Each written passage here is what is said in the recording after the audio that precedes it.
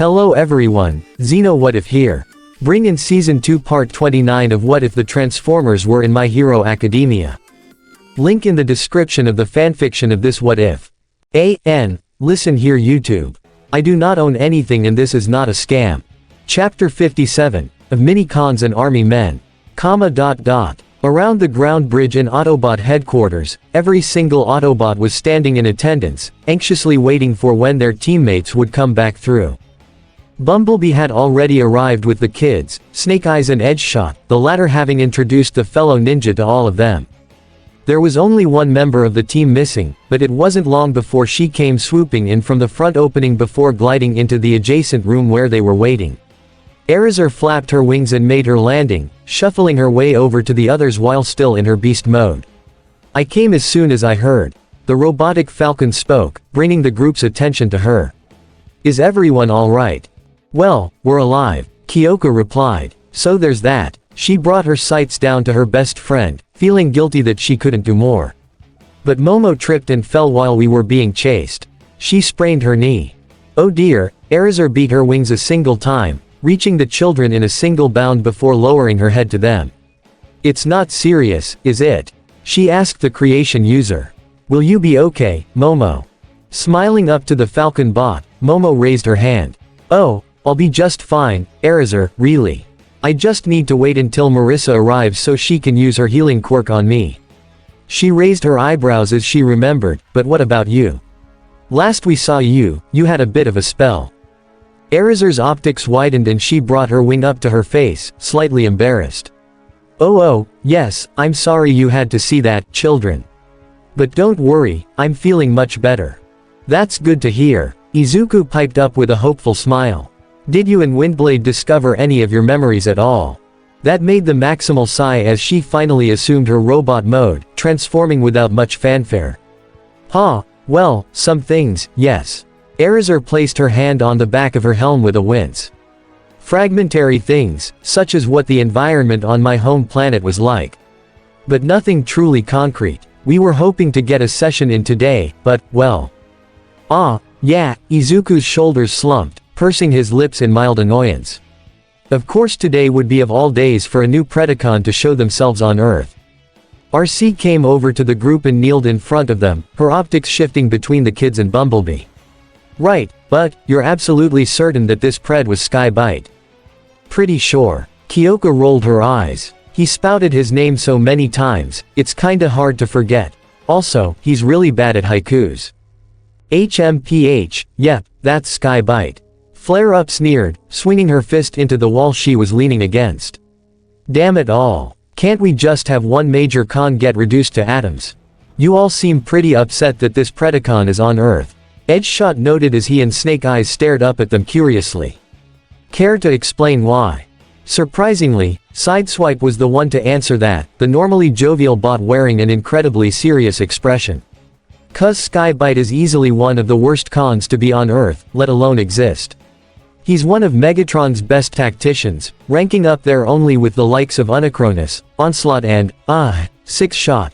He shuddered at the mention of the last name, leading everyone else to as well. We can only hope to Primus that he doesn't find his way here. Sunstreaker grimaced, though he quickly got back on track.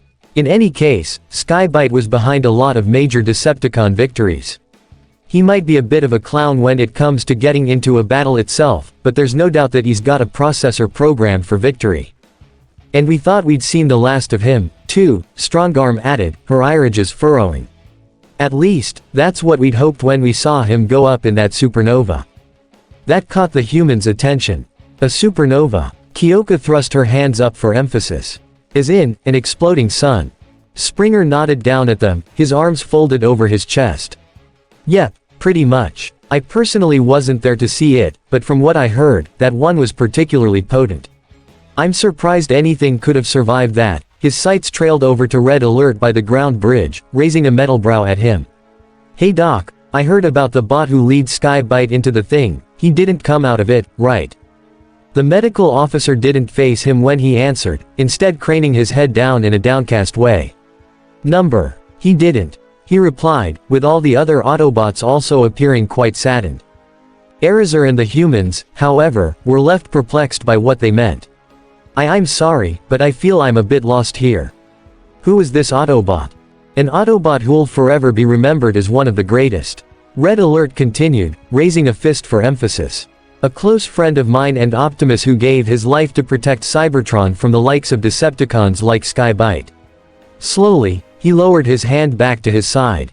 We may have not been able to find his body, but we made sure he received a proper memorial on Cybertron for his great efforts. His name was Bleep Bleep, Bleep Bleep. Before he could finish, Red Alert's comlink chimed up, where he heard Optimus speak from the other end. Red Alert, bridge us back. We have much to discuss with the team. The order was surprisingly blunt from the Autobot commander, his voice low yet carrying a sense of urgency. The others were surprised to hear it as well, but Red Alert complied immediately. Yes, sir. Activating the ground bridge now. With a pull of the lever, the red started the bridge back up, the green vortex swirling into existence. It doesn't sound like things went too well. Edgeshot pointed out to his fellow humans in a whisper. Be ready. Momo tilted her head to her mentor. For what, exactly? The ninja hero craned his head toward the portal, where Prime, Bulkhead, Jazz and Windblade came walking through. I've been in enough situations like these where the enemy gets the upper hand. If this is anything like those previous experiences, then you kids are going to really find out what it's like to go through a war. But, not long after he said that, All Might came marching through the ground bridge next, and he was holding a mini-con. We are here, he raised the panel up above his head, showing it off to a stunned Autobot crew, with the spoils of war. All Might. Izuku beamed with excitement as he and Kyoko rushed over, the two not expecting to see that. How did you come across a mini-con? Was that what Skybite was after? Kyoko followed up. The number one hero nodded down to both of them. Correct. Though sadly, poof, in less than a second, All Might's smile disappeared along with his muscles, the skinny man scowling at his own shoddy work. I was only able to get one. Skybite got off with the other. The room was left in stunned silence for a few seconds after that, but it was Sideswipe who tried to encourage the blonde man. Hey, don't beat yourself up about it, All Might. One's better than nothing. Exactly, Sideswipe. Prime confirmed. We should count our blessings and take our victories where we can. All the same, though, Optimus' visage grew quite serious, his optics narrowing as he continued. That being said, Skybite said that he would be using the mini-con as a bargaining chip, in order to join Starscream's crew. A collective gasp ran through the Autobot ranks, with RC clenching her fist. That conniving shark. Of course, he'd pull something like this. Strongarm wasn't too happy about it either. Using a mini-con, a living being, as a tool to get himself into Starscream's good graces. It's disgusting. However, Sunstreaker was a bit more skeptical about the situation. But will it even work? Everyone's attention was on him as he elaborated further. I mean, think about it, Skybite's one of Megatron's most loyal followers. Maybe not as much as some others, but still, you gotta think that ol' Screamer probably wouldn't like that fact about him, right? The Autobots all shared a look before Optimus answered. While I would agree with your logic under normal circumstances, Sunstreaker, we must remember that Starscream isn't the only one in command of the dark side. At the reminder, the yellow Autobot lowered his head with a grimace, which Prime couldn't blame him for. Indeed, the fact that Unicronus is on that ship means that Skybite will likely be welcomed aboard, whether Starscream likes it or not. Which means we'll have even more problems to deal with soon. Bulkhead said with a roll of his optics. Fantastic. Well, at least it ain't a total wash. Jazz encouraged, pointing down to Toshinori and the mini-con. After all Might still managed to nap that mini-con, which means we're still way ahead of the cons on that front. They'll have 4 while we still got 8. Hey, yeah. Kyoko brought her fist down into the palm of her other hand, smiling up at her Autobot partner. Way to stay positive, Jazz. Though, just one question. Her gaze directed over to All Might himself with a raised brow. Why hasn't the mini-con come online yet? Usually all you have to do is touch the panel and it wakes up, doesn't it? Toshinori hummed to himself, eyeing the panel curiously. Yes, it's quite the mystery, young Jiro. Optimus, might you know why? Kneeling down in front of his friend, Optimus reached his hand out, requesting the panel from Toshinori. It certainly is an inquiring case, I agree. With All Might setting the panel in his giant, metal palm, Optimus peered closer at it. Though some do say that mini-cons are generally compelled to react better to a bot that they share similar traits with. He set his sights down to Izuku, Kyoka and Momo. Perhaps that is why the mini-con council awoke when you touched their panels. You both shared a common cause and because of that, they responded to your emotions. Ah, I see. Very interesting. Momo nodded in understanding. So if that's the case, then perhaps some of the other bots around could have something in common with this mini-con. I was about to suggest that very notion, Momo. Prime concurred, extending his arm out to his team. Autobots, if any of you wish to attempt and bring this mini-con out of its hibernation, then feel free to do so. Ooh, me. I wanna try. Sideswipe rushed forward, much to the chagrin of all who he barreled past. Strongarm, of course, was the least impressed with his decorum. Sideswipe, do you just lack patience altogether? The warrior Autobot just narrowed his optics back at her. Well, it beats being a slow and steady stickler for protocol, if ya ask me. He turned back to Optimus as Strongarm snarled at him, asking his leader nicely, may I please take a shot at it? Optimus wasn't so certain, but he wasn't about to deny the young bot. Very well, Sideswipe. Give it a go. Sideswipe was practically bouncing up and down on his peds as Prime handed the panel to him, all while he advised, remember, it is important that you convey your thoughts to the mini-con within. If it understands you, then it will allow you to understand it. Sideswipe gave a thumbs up. Gotcha. Closing his hand gently around the panel, Sideswipe closed his optics and concentrated as best he could. Come on, little guy, think about how great we'd be as a team. Kickin' Decepticon cans left and right, speeding through the battlefield unmatched, it'll be great, right? He opened his optics and, nothing. The mini-con wasn't so much as glowing a single bit in his hand. Nothing's happening, Sunstreaker pointed out, peeking his head over his brother's shoulder. I can see that, bro. Sideswipe snapped. Maybe there is something to having patience after all, Strongarm said smugly, placing her hands on her hips. Either that, or the mini-con doesn't exactly like the idea of going all out in battle. Remember, Sideswipe, each mini-con has its own distinct personality, and not all of them are going to be warriors like Roller or the Council. With a loud groan, Sideswipe thrust his hands out at his sides, throwing his head back and shouting. Well, what the scrap am I supposed to do now? If the mini-con doesn't like ME of all bots, then who would it like? But the red bot cut himself off as, in his hand, the mini-con actually began to glow, much to everyone's shock. Ha, yes, it's working. He brought it back up to his face, and it stopped. Wait, Once more, he extended his arm back out to where he had it, and sure enough, it started glowing again. And the very second he brought it back, it stopped again. He repeated the process over and over, always getting the same result. What the heck is going? Sides. Bulkhead piped up, pointing to where Sideswipe had his arm extended. Everyone craned their heads up, seeing that the mini-con glowed more intensely, when it got close to Red Alert. Suddenly feeling several gazes locked on him, Red glanced past his shoulder from where he was working and asked, what? Red, the mini-con is reacting to you. Optimus answered as Sideswipe neared the medic. What? That's preposterous. Red Alert denied, moving around to raise a hand at Sideswipe. I am in no position to take on a mini, but before he could finish his argument, the Autobot warrior practically shoved the panel into his upturned palm, where it began to glow bright and intense. Sideswipe. Trust me, Red, not too thrilled about it either. Sideswipe admitted, though he wore a sly smirk while saying it. But hey, you getting a mini-con just sounds way too hilarious to pass up. As much as Red Alert was far from thrilled about this, he knew he couldn't continue resisting at this point. Not when the mini-con was already beginning to take shape. After all, who was he to deny the little one from emerging from its long slumber? Maybe if I'm lucky, whoever this is can be of assistance around the lab or what?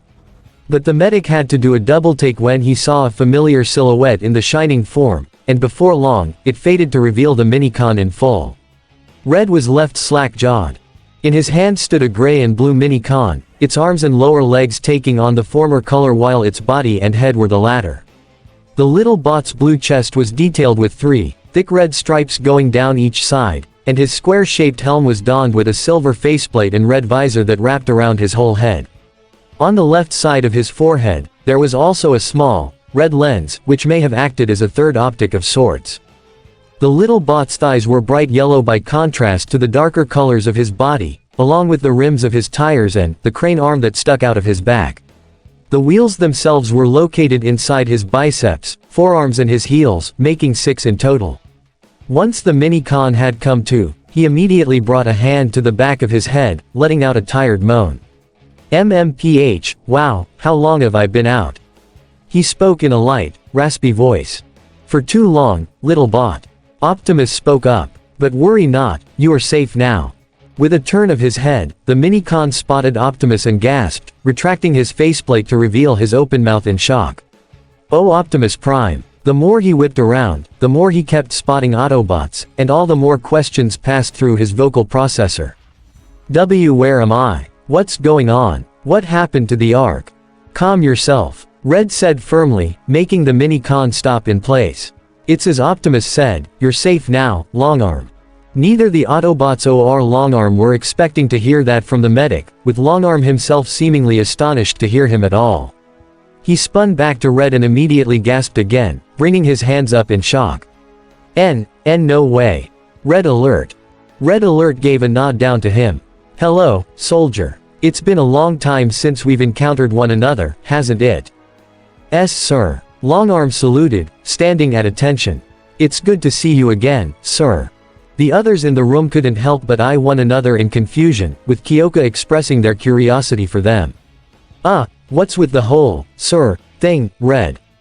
Well, for one, Red shook his head to Longarm. I thought I told you not to call me, sir, remember? Oh, of course, Red Alert.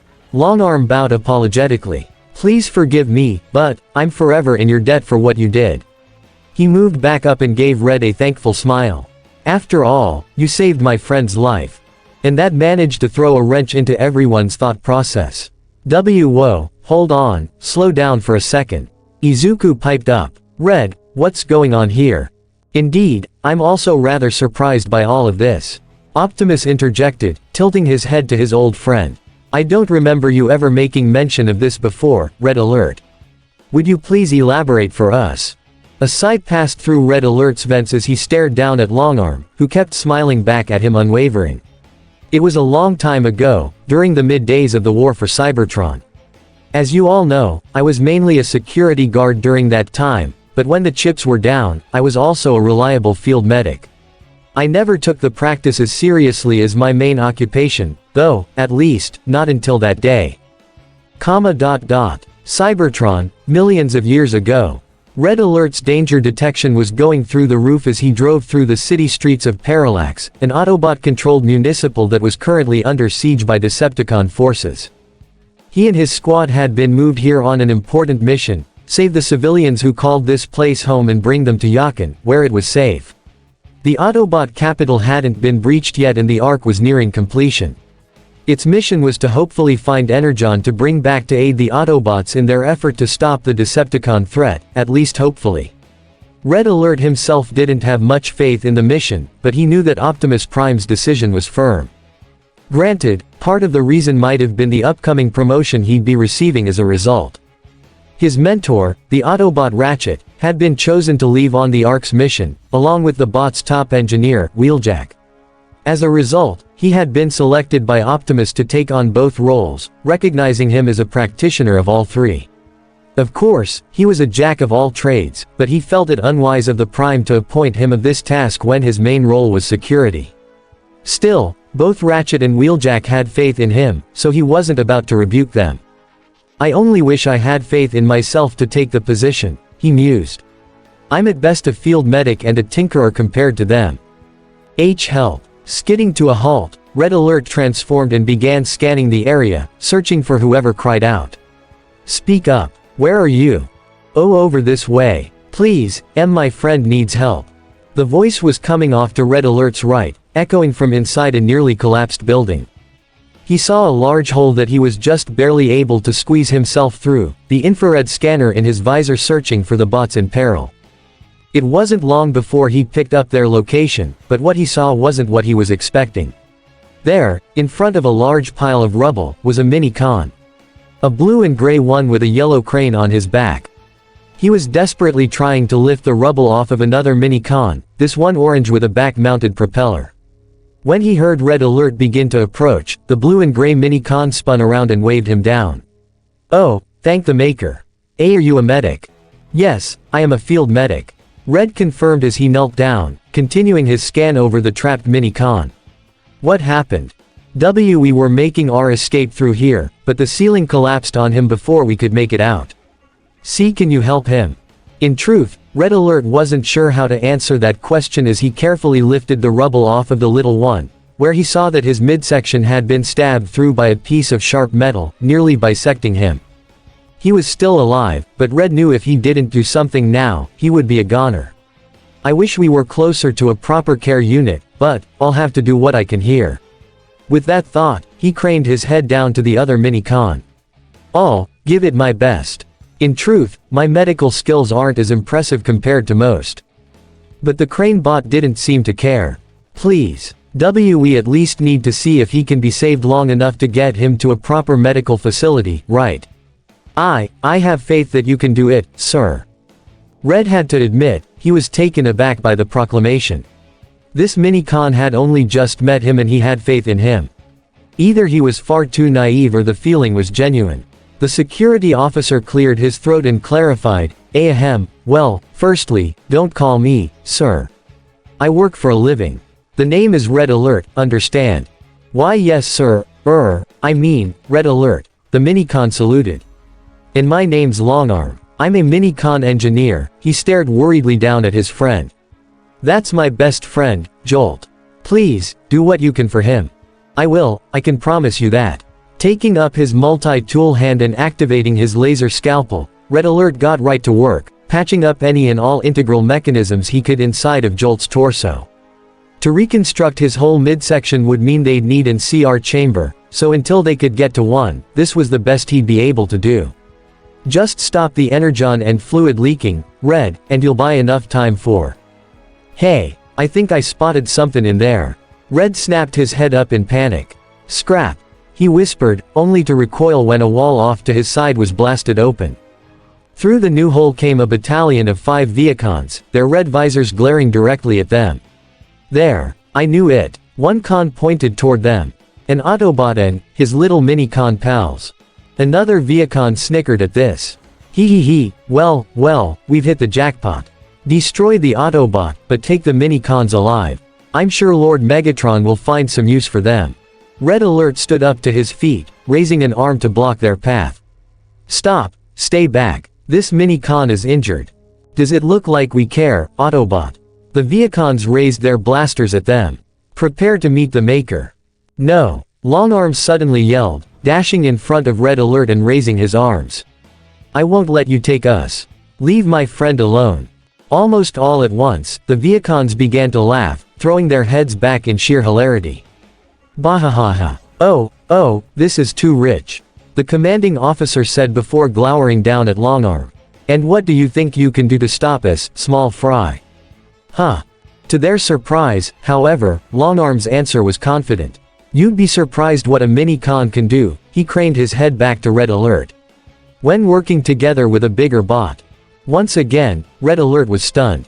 This mini-con, one seemingly fueled by the desire to protect his friend, was suggesting that they powerlink. The confidence the little one was exuding was so great, that it made the field medic realize something. If this little one is willing to fight anything to protect those he cares about, then how does a bot like ME have cold struts when it comes to taking over a job? Red pursed his lips, his own resolve coming to the forefront. "No more. It's time to grow some bearings, Red. You're absolutely certain of this?" the soon-to-be full-time medic asked. "If you'd let me." Longarm nodded. For the first time in a long time, Red Alert gave a genuine smile. "Then let's do it, Powerlink." Longarm transformed and then hooked onto Red Alert's shoulder. What happened next couldn't be seen by normal optics as a bright flash engulfed the area, But one thing was for sure, the Viacons weren't the ones who walked out of that building. Present day. And that was that. Red Alert concluded, grinning down to Longarm. We walked away unscathed. Jolt got the proper care he needed, and I delivered the two of them to the Ark where they were put into their stasis panels for the long trip.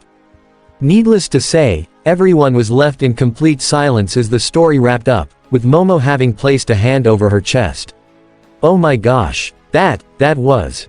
The sudden, loud bawl took everyone off guard, bringing their sights down next to Red Alert's footwear. May was crying tears of happiness. That was the most touching story I've ever heard. She put her face against Red's leg as she continued crying, much to the medic's chagrin. The group couldn't help but just stare at her, mainly because they had no idea where she came from. May. Red Alert exclaimed. How long have you? Long enough, you big dummy. She replied, pounding her fist against his leg. I come out of the lab for a minute for some food, which you constantly remind me to do, by the way, and you drop this on me. She whipped her head up and pointed directly at her four friends, seemingly stopping her waterworks on command. Also, what the heck are you guys doing here? Aren't you supposed to be sidekicking or something? Kyoka and Izuku both face-faulted while Momo hung her head with a heavy sigh, though the rich girl couldn't help but smile amusingly. Good to see you, too, Hatsume. Never mind the fact that two of our mentors are here. May tilted her head before, out the corner of her eye, she spotted them. Her eyebrows shot up at the sight of Edgeshot and Snake Eyes, the latter ninja raising his hand in greeting while the former gave a salute. Hello there, Miss Hatsume. It's good to see you again. Okay, I see.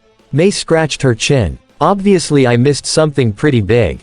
Kyoka was about to explain, but May thrust her hand out, pointing directly at Longarm. But that doesn't matter right now. You there, little bot with the armature on your back. It's Longarm, the Minicon said with confusion in his voice. Right, of course, Longarm. May rushed up to him and shook his hand. Easy to remember. I like ya already. Red mentioned that you were an engineer on Cybertron, correct? Longarm gave her a hesitant nod. Yes, but he immediately regretted it as May's crosshair eyes shined brightly. That's amazing. It means you must have built some awesome babies, am I right? Babies. Izuku facepalmed, his and Kyoka's shoulders slumped in exhaustion. She means, inventions. All the same, Longarm still felt a bit lost, even with the clarification. Oh, I guess I have, yes. Though I never really took a major part in certain projects. I was more along the type of Minicon to be put into construction more than anything. If anything, though, this didn't quell May's enthusiasm, only stoked it. So you built buildings, huh? Big babies. She reached up and placed a hand on Longarm's shoulder, giving an approving nod. Longarm, you and I have a lot in common. We make things, we're both friends with Red, yeah, you and I are gonna get along just fine. And then Longarm was completely lost. What is happening? Longarm, this is my human friend, May Hatsume. Red Alert explained, all while gently separating the two so that the Minicon wouldn't feel congested anymore. She's a genius when it comes to creating inventions, though she is very excitable at the same time. But I promise, she's quite brilliant despite her demeanor. Okay. Longarm sheepishly said before bowing his head to her. It's nice to meet you, May. If Red Alert trusts you, then I guess I'll extend the same kindness to you. That made the pink-haired girl throw her hands up in celebration. Woo. Glad to hear it. It's gonna be great having a Minicon around the lab, I already know it. Come on, I'll show you around. But before May could even take a step, the sound of a loud engine roared in the distance, garnering the Autobots' attention. What on Cybertron is that? Bulkhead asked. Optimus proceeded toward the exit, already having an idea on who it might be. Very likely, it is Agent Fowler. Come, Autobots. There's someone who I'd like to introduce you to. The team all proceeded outside and into the yard, just in time to see Fowler's black vehicle come bowling down the forest path. As the driver's side door opened, Prime was about to advise Fowler not to drive so recklessly, but it wasn't Fowler who was driving. What the? You. Of all people who could have been driving that vehicle, no one would have expected it to be Mirko herself, the rabbit hero pointing violently at Izuku with gritted teeth. Kid, you've got some nerve. Izuku, the girls, and Toshinori all gasped in unison, the latter quickly ducking into the base to buff back up into his muscle form. When he came back, though, he bore witness to the white-haired woman having grabbed Izuku by the arms and hoisted him up into the air, violently shaking him until he was dizzy. Oh boy. What the hell were you thinking? You went to battle a freaking Decepticon and you didn't invite me. Mirko, please. Izuku begged, as his eyes spiraled. It was an emergency. We had to leave immediately. A likely story. You little dummy, you knew how badly I wanted to kick Decepticon ass. The entire group couldn't help but watch with utter astonishment as Izuku pleaded for mercy, his screams echoing down all the way to the beach. From the vehicle, Fowler, Gran Torino, as well as Marissa simply stared on, too, not wanting to get involved with the quarrel. Again, I ask, what is happening? Longarm inquired. Sideswipe kneeled down and whispered, you know the phrase, hell hath no fury like a woman scorned. What is, hell, exactly? You don't want to know. The only one who wasn't perturbed in the least was May, beaming from ear to ear at the sight of more new arrivals. Ooh, new people, I'd better go get my notes. She rushed off to the lab, without anyone able to ask her what she meant. As the shouting went on, Optimus couldn't help but give a sigh. Well, I suppose this day couldn't get any stranger, SHOOOOM. But then, the sound of jet engines came rushing over from above, leading Prime and the others to crane their heads up. There, a small airship with the Arashikage symbol and the G.I. Joe logo came in for a slow descent on the beach, leading the Autobot leader to crane his head down to Snake Eyes. I certainly hope that whatever tracker you have on you cannot be detected by anyone other than your allies, Snake Eyes. The specialist gave him a thumbs up. Good, just checking.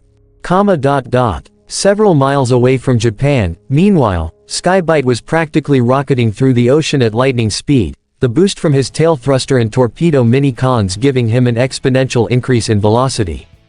He knew he likely wouldn't get to the location of his allies until the next day, but he wasn't about to let that deter him. I must get to these Decepticons and aid them in their battle. No doubt Starscream has already bungled many an operation. Just as he was about to break through the water's surface to take to the air, however, his comlink clicked on. Attention, unidentified Decepticon signal. Barricade's voice rang through. We've caught you on our radar. Identify yourself. Skybite's eyes widened in surprise. He didn't think that the scanners on their ship would be that long range.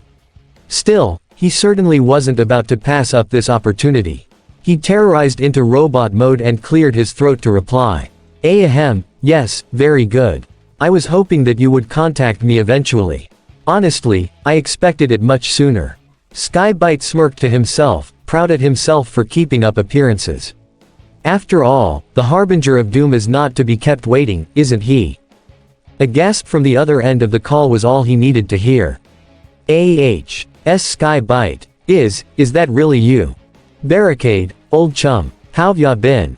Hold on a second, I'll get a ground bridge open and let you through. And that served to pique Skybite's interest. You have a ground bridge.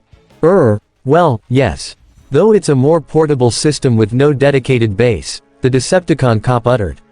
As a result, it takes up a lot of power, so we can't use it often or else we'll waste energon that we need to keep the ship's systems online.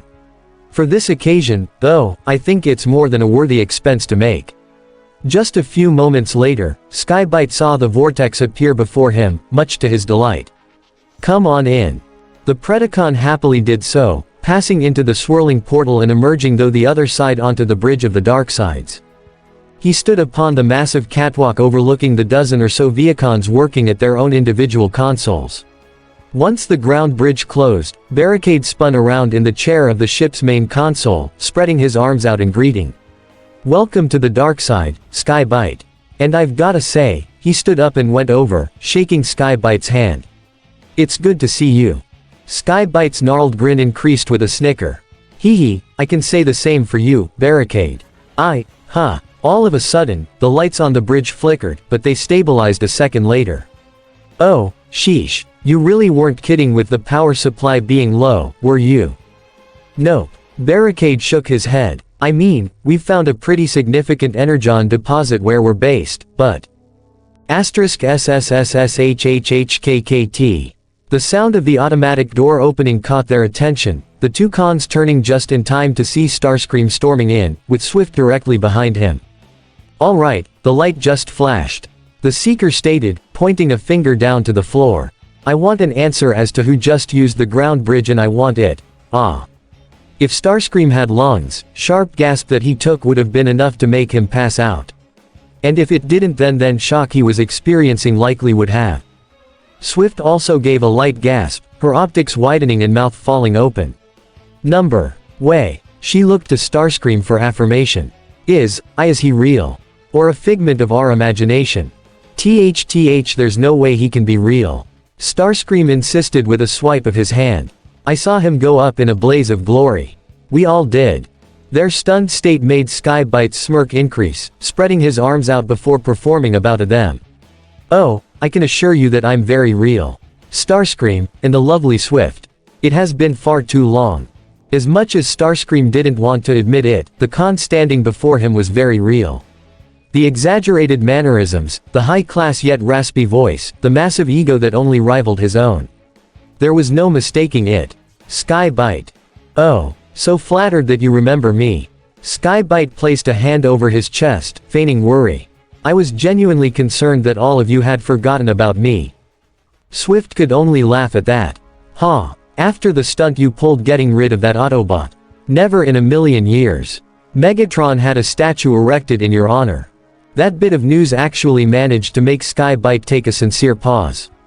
"Huh, my old friend, commemorated my sacrifice." He took a shaky breath and placed his hand to his forehead. Forgive me, I need a moment." "Very well. Okay, moment's over." Starscream jetted over to the Predacon with a single jump, grasping him by the chest to bring them eye to eye. "Now talk, you sorry excuse for a Sharktacon. How in the pit did you survive that little sacrifice of yours? And, pray tell, what are you doing aboard my ship?" Ahem. And just like that, Starscream's energon ran cold as a certain other voice entered the conversation. "I think you mean our ship, right, Starscream?" Through the bridge door, Unicronus came trudging in, the shadowy Decepticon's optics zeroing in directly at Skybite. "But I gotta admit, I'm pretty curious myself, Skybite. How did you survive?" I'm sorry." Skybite apologized as he scratched his chin with his claw. "But who are you, exactly?" Swift took the liberty of doing introductions. "Oh, yeah, that's right. You weren't around when he came into our ranks." She raised her hand to the dark Decepticon. "Skybite, this is General Unicronus. Megatron recruited him during the final days of the war for Cybertron before we drove most of the remaining Autobot forces off the planet." "Ah, I see." Skybite approached Unicronus hesitantly, offering a hand. "Well, regardless, it's a pleasure to meet you. Just please tell me that you didn't take my old spot." Unicronus just laughed and shook Skybite's hand. "Ha ha ha, you kiddin' me? With how much Megatron revered you, we wouldn't let anyone take your old job, and that includes the main mech right here," he said as he jabbed a thumb to himself. "You're the real deal, Skybite, and it's a pleasure to have ya aboard." But, Starscream stuttered. "No buts." Unicronus dismissed. "You know how happy Megatron is gonna be when he finds out that Skybite of all bots is alive. He's on board, and he's staying on board. That's final." Skybite held his head high at his triumph. "I am more than happy to be of service to you all. That said, I think you asked me before just how I survived." He sat himself down in the nearest seat, raising his hand and claw to emphasize his story. "Well, after the sun went supernova, I made it out of the blast radius just enough to avoid being incinerated. However, the resulting explosion still sent me halfway across the galaxy, which is when I landed on the planet of Char." "Wait, Char?" Barricade piped up. "That's a Cybertronian colony, right?" The shark bot nodded. "Yes, though they've somehow remained ignorant of the war even after all this time. All they knew was that space bridges to and from Cybertron were suddenly cut off and they had no idea why." His grin coming back in full force, Skybite continued. "Which is how I was able to convince them to side with the Decepticons. After the Charians repaired me, I told them of Lord Megatron's great ambitions and showed them our symbol. I said to them that anyone wearing it is to be helped should they land on their planet. And should any Autobots come, they are to be terminated with extreme prejudice. Unicronus was greatly pleased to hear that. Ha ha ha, excellent. I always heard you had a silver tongue, Skybite. Good job putting it to good use. HM, I aim to please. But then, Skybite grimaced. Unfortunately, I was unable to return to Cybertron. By the time my wounds were fully healed, I found myself hounded by several Autobots who hounded me to seek revenge for their comrades' demise. Starscream rolled his optics. PSH, let me guess, it must have been those aerial bots, correct? They were always close to that pompous windbag. C. Correct. Silverbolt and his forces were incredibly tenacious. Skybite insisted, dramatically raising his arms. But I was even more so. After the Charians gifted me 2 of their mini-cons, I flew through the cosmos, outwitting and overpowering any Autobot I could, until eventually, I found my way to this little marble. Taking a brief pause, Skybite suddenly remembered, oh, yes, that's right, he took his damaged mini-cons off his back, handing them to Barricade. See to it that these 2 get repaired, okay. They were damaged in a fight I had after arriving here. Understood. Barricade took hold of the torpedoes in each arm before moving toward the exit. I'll see to it that Flatline gets them back in fighting shape. Once the Decepticon cop was gone, though, Starscream glared inquisitively at Skybite. A fight, already encountered some Autobots, I take it. Yes, along with their surprisingly powerful organic allies. Clenching a fist, Skybite growled. Grr, and I would have had them both if that muscle-bound, pointy-haired brute hadn't gotten in my way. The description made Starscream clench his metal teeth. Pointy-haired brute. All might. He stepped closer to Skybite and narrowed his optics at him. I have a personal matter I have to resolve with that one. He punched me once and somehow knocked me out. At the mention of that, Skybite started to snicker, and as much as he tried to hold it back, it just blew out into full-on cackling within seconds, much to Starscream's confusion. What's so funny? PFFT, ha ha ha ha. Oh, Starscream, you were only capable of taking one punch from this, All Might. Skybite raised a pair of fingers. Then it might interest you to hear that I took 2 impeccable impacts from that so-called hero. What? Starscream clenched his helm in disbelief.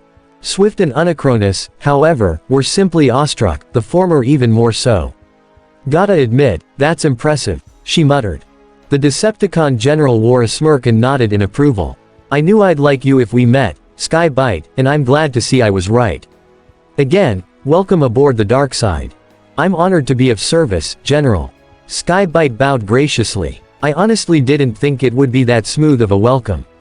Though that does leave me with a conundrum. The Predacon opened up his chest and took out the mini-con panel he procured, which was starting to glow quite brightly. What am I to do with my intended bargaining chip? Starscream and the others were left slack-jawed. A mini-con. Waving the panel in between his fingertips, Skybite affirmed, yes, indeed. What do you think I was fighting All Might for? Initially there were 2 mini-cons, but I only managed to get away with one before the Autobots came in. He outstretched his hand, which only made the mini-con glow brighter. I was unfortunately outnumbered, so I decided to cut my losses and just make off with the one. This only managed to further Unicronus' good mood. Oh, that's alright, Skybite. One mini-con is more than enough. They might have got more compared to us, but we're the ones who find the better energon deposits, so it evens out. He went to pluck the panel out of Skybite's palm, but then pulled his hand back. HMPH, though it would be of no use to me considering I'm confined to this ship until Megatron orders otherwise. One of you 2 take it, then. HM, excellent. Starscream went to grasp the mini-con within his clutches. Perhaps with this, I will be able to send the Autobots running with their gear shifts between their legs during out next and count. Wait, wah. Dibs. Sliding in front of her commanding officer with a conniving twinkle in her optic, Swift wasted no time in thrusting her hand out and grabbing the panel, engulfing the room in green light in the process. Once the light died down, the group were left stunned at the Fem's sudden move, Starscream most of all. Swift, what did you go and do that for? Sorry, but I could feel it, Screamer. Swift insisted, keeping the mini-con close to her. It was like the little guy was calling out to me. And besides, she revealed the mini-con to her cohorts, allowing them to bask in its destructive glory. Isn't he just perfect for me? The three mechs all stared at the little bot as it glared back at them with its gleaming, yellow optics. It was mainly a deep red color with some gray in its arms and yellow accents near its shoulders. Its entire chest was the canopy of its vehicle mode, which must have been some sort of mining machine.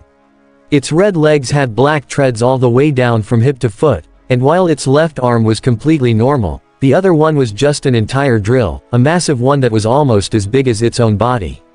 Its helm was gray and had a flat top, with its faceplate just as yellow as its optics. It didn't speak at first, leading Starscream to push a finger out at it.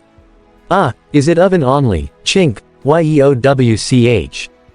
The Seeker pulled his hand back after the mini-con swiped its drill, thrusting his own finger back at him. "Don't ya go pointing at me, Buster. Not if ya aren't prepared to tangle with the one and only drill bit." He spoke in a gruff, city accent.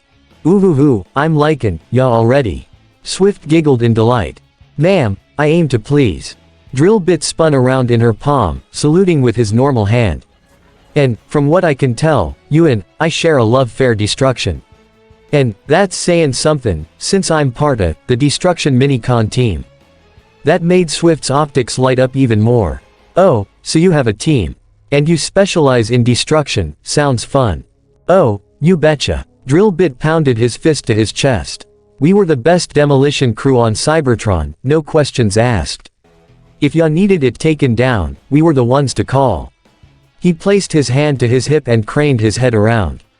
"So, where are the boys? I wanna get right to work." Just as quickly as her smile appeared, Swift's lips fell into an awkward frown, rubbing her neck sheepishly. Yeah, about that, we kinda don't know where they are, exactly. You were alone when you were found." Drillbit's optics flashed red briefly at the news. "What? Dueler and Landslide ain't around." He was about to go off on Swift, but quickly reeled himself back in, raising his hand to stop himself. No, keep it together, Drillbit.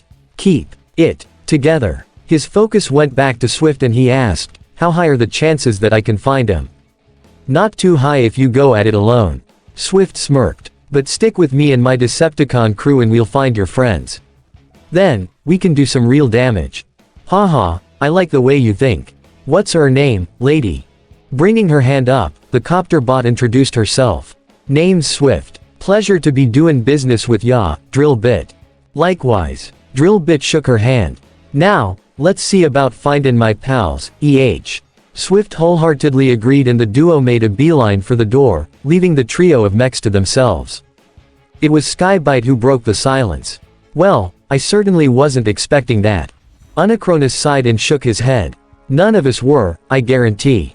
But all the same, at least that whole situation's been taken care of. Now come on, let's get you acquainted with the ship." Yes, Skybite's mind began racing a mile a minute, searching for any excuse to get away from Unicronus for just a little bit. Thankfully, it didn't take long for him to come up with one. "Though before we do, would you mind if Starscream escorts me to the medical bay first? I wish to check up on the condition of my own mini-cons." An incredulous stare was earned from the second in command at the request, though Starscream was even more stunned when Unicronus allowed it. Yeah, sure, alright. Just be back soon. I wanna get word to Lord Megatron that you're alive and all that." "Of course. I cannot wait to catch up with my old friend, that's for sure." Reaching out with his claw hand, Skybite gripped Starscream by the wrist, practically dragging him out of there. "Come now, Starscream, I want to get this done as soon as possible." Now wait just a moment." Starscream protested, hobbling into the hallway as Skybite nearly caused him to fall over. "I never agreed to any of this. What right do you have to drag me around, you brown-nosed, HMPH?"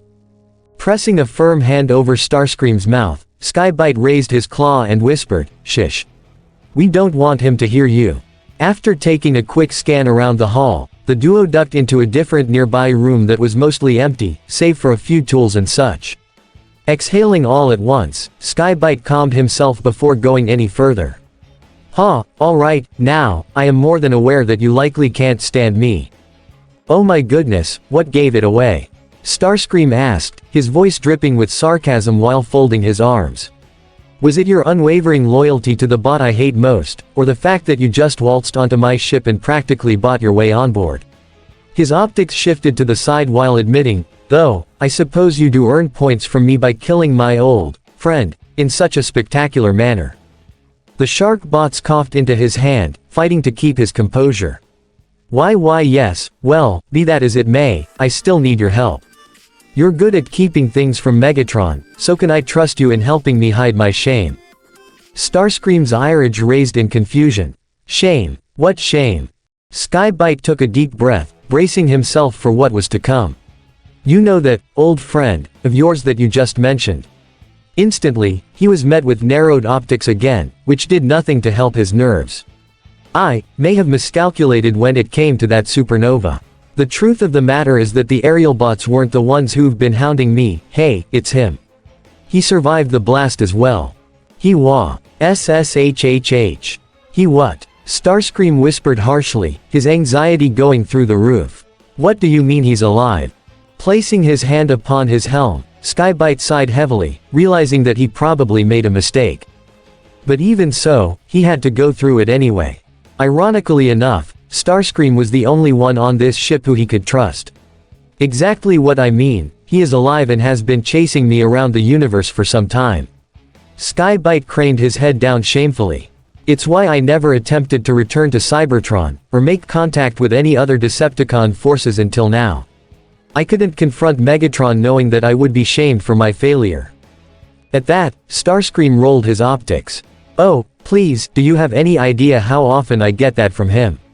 And why would you tell ME of all bots about this, anyway? His lips curled up into a smirk. I have every right to tell Megatron about this, if only so I can watch you squirm. B because I know just how much you hate Megatron, Starscream. The Predacon asserted. My loyalties remain with him, but I knew that you'd be the only bot who wouldn't instantly report this to him. He raised his hand and whispered, besides, I'm sure you'd know what it'd mean if Megatron found out that he is alive. Imagine how much anger would be directed, not just at me, but toward you for not being able to finish him off when you had the chance. The Seeker's grimace came back, knowing the truth in Skybite's words. He did have several chances to destroy that Autobot in the past before Skybite's own attempt, but he had always spared the bot because of their past friendship. It was something that Megatron always berated him for, and he didn't need any more of that. Thing is, I know you're playing me, but you're right.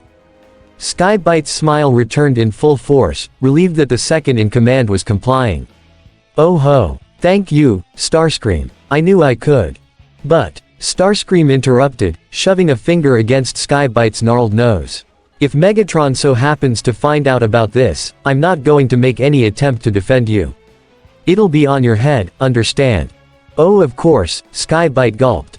I understand. Good. Now, let us return to Unicronus. No doubt he wants to do more brown-nosing with you. As Starscream left the room, Skybite followed after, though not without sending him a harsh glare from behind. I suppose it's better than nothing, but mark my words, Starscream, if you betray me, I will see to it that you are dismantled limb from limb, personally. Back at Autobot headquarters, things had finally settled down for the most part. At least after Mirko had been calmed down by several apologies from Izuku, and a berating by Gran Torino. But once that had been taken care of, a round of introductions followed, with Mirko, Torino, as well as Jinx and Mackenzie all going through the Autobot ranks to introduce themselves. Jinx had explained that Budo and the other Joes had remained behind on the island to stand guard while they came to retrieve Kyoka and Snake Eyes themselves as well. They were also glad to hear that you were both okay. The red-clad Kunoichi smiled to her master, Snake Eyes bowing back to her in acknowledgement. When we detected your ship going down, we feared the worst. Sorry to make you all worry. Kyoka smiled sheepishly. Needless to say, we weren't expecting to be shot down by a flying robot shark and his torpedo buddies. But Jinx shook her head. Oh, no need to apologize, Kyoka. It's not your fault in the least. Yeah, and besides, at least you got word out pretty damn quick. Mackenzie agreed, her gaze drifting over to All Might as he discussed something with Optimus, Izuku, Fowler and Gran Torino. The fact that All Might is in on this is freaking amazing, by the way.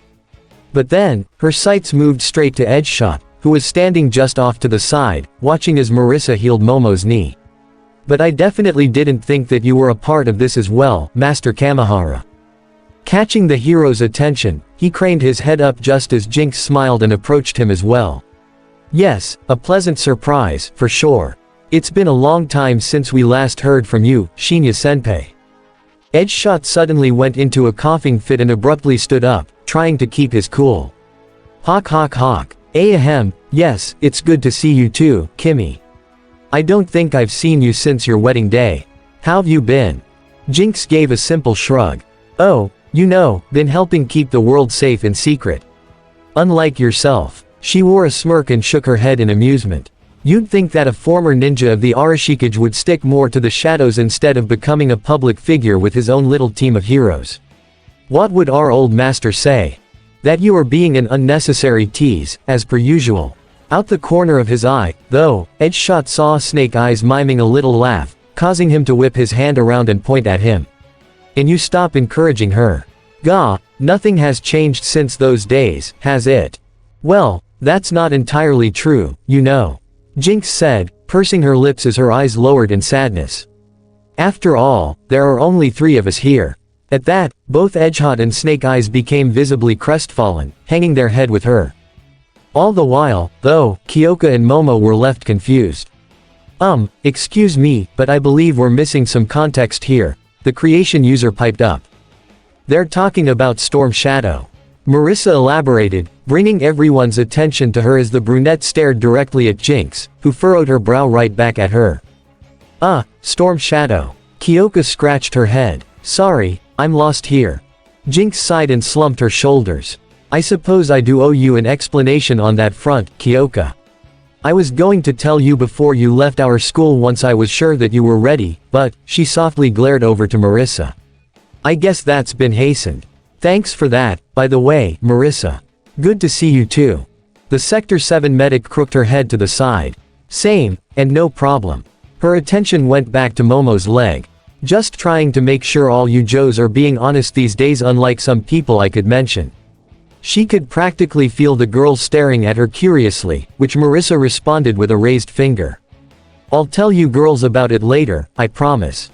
That was something the Kunoichi was more than happy to agree with. Yes, that can of worms is something to be saved for later. Bringing the girls' focus back to her, Jinx continued, in any case, Storm Shadow is my older brother. And he is now a member of Cobra. Kyoka let out a gasp and Momo's eyes widened, all while Snake Eyes and Edgeshot kept their heads down. Once, he was set to take over our family's clan. And he, myself, Snake Eyes and Edgeshot were a very tightly knit group at one point in time. Indeed, we were. Edgeshot whispered, only to look over to Snake Eyes. Unfortunately, as Storm Shadow, myself and Snake here climbed the ranks, he began to notice just how far Snake Eyes was beginning to surpass him in skill, to the point where he was worried that the elders would allow him to take over the clan instead. He grew immensely jealous, especially when Jinx began to take lessons from Snake Eyes more. This led to a confrontation between the two, one where my brother let out all of his envious rage in a battle to the death with Snake Eyes. Jinx and everyone's attention diverted to the silent ninja, who had since raised his head back up. The battle was fierce, to the point where it set fire to the Arashikage's main castle on mainland Hokkaido. And at first, it seemed as if my brother was victorious, but then Edgeshot interfered, rescuing Snake Eyes from the burning structure. In the end, the Arashikage were left to disband, and my brother was banished from the family for his actions. Several years later, we saw him again, as a member of Cobra. Edgeshot concluded. I guess he must have seen Snake Eyes having affiliated himself with G.I. Joe, so he took the easiest route he could to seeking his revenge. Kyoka and the others were left silent after hearing the tale, the perplet in particular letting out a deep sigh. Wow, I'm so sorry to hear that. But Jinx shook her head. It's all right, Kyoka. It's been many years since then, and I've come to terms with it. Though even then, I haven't given up hope that my brother can be saved. Once again, she shared a glance with Snake Eyes, who nodded back resolutely. After all, the last thing I want is for him to be influenced by those terrorist monsters. Now that, I can agree with you on. Marissa said as she pulled her hands away from Momo's knee, giving her a reassuring smile. There you are, Momo. You should be able to stand now, but don't put too much stress on it for the rest of the day, okay? Momo returned the smile as she carefully stood, bowing her head in gratitude. Thank you very much, Marissa. But, if you don't mind my asking, what was your issue with? Attention, please. Before any further questions could be asked, everyone's head snapped around to see Mei entering the room again, holding up a clipboard in her hand. Oh no, Kyoka muttered. Bringing the board back down in front of her, Mei spoke as loud and as emphatic as she could to get her point across. Seeing as we now have at least 7 new arrivals here at our glorious base, I thought I'd take a few moments to present you all with the welcoming message that I've been working on. Izuku was completely baffled. Welcoming message. Hatsume, what are you talking about? Muscles, let's be honest here, the secret gets revealed to new people pretty much every couple of weeks. Mei deadpanned, waving the clipboard at him. If it's gonna continue at this pace, we might as well have some sort of welcome/warning message for whenever people drop by this place. She cleared her throat as Izuku gave her an incredulous stare. Alright, so let me run what I've got by you so far so I can get some proper feedback, and with that, she began reading out loud. Welcome to Autobot Outpost Omega-1. Here, you will be greeted by extraordinary things that you could once only see in your wildest dreams. Giant mechanical beings from a different world that can transform into just about anything. Technology beyond anything seen here on Earth. And most important of all of the cutest little babies you've ever seen being made with that technology. Constructed by yours truly, of course. If you have any questions at all, feel free to consult the Autobot leader Optimus Prime. He usually has answers for everything. Prime raised a contending finger at that. Mei, I believe you may be exaggerating just a little, but she just kept going. And if you're interested in knowing more about what we're making here, feel free to come into the lab. Just be aware that we at Autobot Outpost Omega-1 are not responsible for any injury you might receive. Concussions, contusions, fractures or sprains are all to be observed and treated at your own discretion. Please enjoy your stay. Beaming up at the group, Mei asked, so, what did ya think? Kid, I think ya might be a smidge conceited. Gran Torino remarked. A bit, Mirko countered. Leaning over to Kyoka, Mackenzie whispered, is she always this, interesting? As random as the inventor's recital was, Kyoka couldn't help but smile in amusement, rolling her eyes with a chuckle. Hee, that's Mei for ya. Always keeps ya guessing. However, not a second later, Kyoka was greeted by a new sound, leading her to whirl her head around and perk her earphone jacks up. Whoa, something's coming. Something big. What? Izuku asked with concern as he and Momo leaned in. Kyoka, what do you? Prime. All at once, Bumblebee and Jazz came rolling into the base, causing all of the other Autobots to come charging in from the other rooms. We've got trouble coming, Jazz announced as they transformed. ZRKT, it comes from over the sea. Bumblebee spoke through his radio, throwing his arms up. ZRKT, helicopter, ZRKT, it's as big as a whale. Their words only left the Prime perplexed. What? Moving over to the nearest window that faced the ocean, Prime peered through, and sure enough, his Autobots were right on the money. Directly approaching their base was a massive Osprey helicopter, its dual propellers carrying it toward their location at almost frightening speed. Red alert. The medic shook his head, though. Not a Decepticon. No signals showing up on the radar. It's human, though I have no clue who it could be. Agent Fowler approached Optimus, sticking a hand up to him. Let me take a look. Opening his hand, Prime allowed Fowler to climb up and he lifted him up to the window. There, Fowler narrowed his eyes at the approaching aircraft, and a smile quickly formed on his lips. Oh, ho. Prime, you don't have anything to worry about. He turned down towards Snake Eyes and Jinx, giving them a thumbs up. They're coming in, right on schedule. I'm guessing you told them where to go. No, I didn't. Jinx denied. Are you sure it's them? The logo's on the side of the chopper and everything. Fowler assured. And even from this far away, it's hard to miss the light reflecting in Bill's sunglasses. He's flyin' that thing, no doubt about it. But this only left Jinx more perplexed. I don't understand, though. How did they, wait. Her head whipped up to her master, the mute ninja seemingly not shocked at all by the revelation. They probably followed him here. They have access to the tracers as well, so when they noticed Snake Eyes wasn't on the island. Optimus nodded down to them. I see. The Joes must have some impressive technology if they can trace the tracking device all the way here. He peered out the window once again, seeing the Osprey closing in on the beach. They're coming in for a landing. Well, what are we waiting for? Kyoka asked, she and her friends all smiling with excitement. Let's go out and meet him. Fowler, however, halted the teens before they could go anywhere. Whoa, let's not fly off the handle, kids. We don't want to crowd him the moment they land. He set his gaze upon the rest of the Autobots, as well as Gran Torino and Mirko. I think it's best if most of you wait out here while Prime, Snake Eyes, Jinx and I meet up with them first. Just to get him settled in. What? Mirko protested with a shaking fist. Come on, are you serious? I only start finding out about all this crap and I don't even get to meet the big secret military guys first. Gran Torino grumbled and shook his head. Usagiyama, would you have a modicum of patience?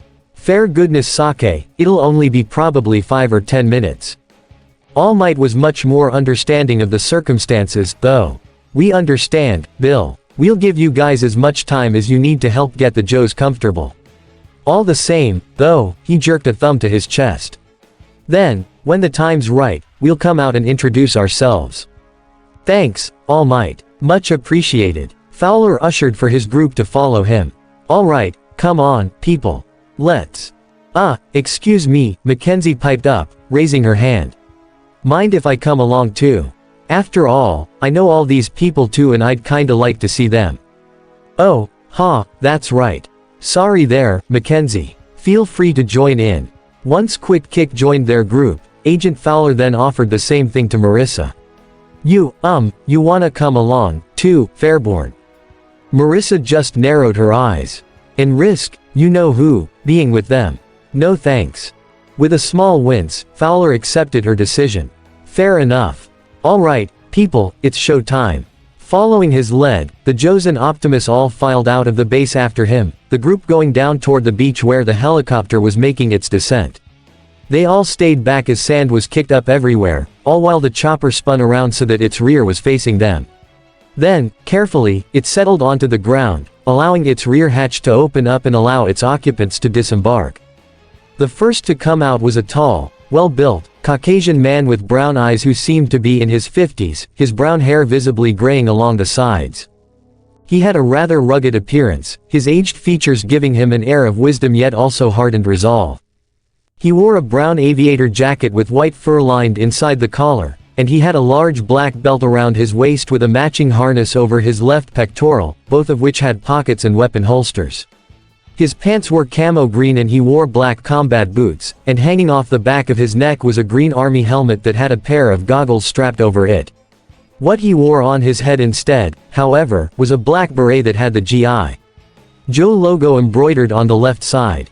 The first thing the man did when he stepped out into the open, however, was immediately direct his attention up to the red and blue robot before him in complete awe. Well I'll be damned. It's true, he said in a deep, gravelly tone. What you think, there, Clay? Fowler called up to him with his arms spread out. Gonna call me out on my BS now? His quip earned a laugh from Clay, as he came down the steps the rest of the way, meeting Fowler with a handshake. Bill, by God, I'll admit, I was skeptical when you told me about all this, but I guess I gotta eat my words now. His attention diverted to Snake Eyes immediately after. There you are, Snake. Always good to see you. After exchanging another handshake with his old friend, he went straight to Jinx and Mackenzie. And ladies, you look well. Hope everything at the castle is going good for you. It is, General, thank you. Jinx bowed. At least, it is now. She exchanged an awkward glance with Mackenzie. We had a bit of a hectic time this week. Yeah, but we managed to get things cleared up. Quick Kick assured, bowing to him as well. But how've you been, General? It's been a while. About as well as it can go, really. The General shrugged. Been trying to figure out what Cobra's next scheme is gonna be. They've been quiet for a bit too long, it's got a lot of us concerned. However, he shook his head to get back on track. But we don't have to worry ourselves with that right now. I wanna get down to the real interesting stuff here. Craning his head back up to Optimus, he sent him a salute. So, Optimus Prime, I presume. Prime reciprocated the gesture. You presume correctly. And to whom do I have the pleasure of addressing? Without even flinching, Clay proceeded to give his name and rank. General Clayton Abernathy, leader of the G.I. Joe Special Mission Force, at your service. With a wry grin, he extended his hand up to the Autobot leader. But please, call me Hawk. Or General Hawk if you feel like it, I don't mind which. Kneeling down, Prime brought in his hand and gently grasped Hawk's, giving it a shake. It is an honor to meet you, General. I apologize for the sudden wrench thrown into your schedule, what with Snake Eyes being brought here. It's no problem. Hawk said with a smirk over to the ninja.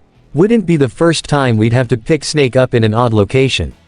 And besides, we fully intended on meeting up with you anyway, after Fowler over there insisted on it, of course.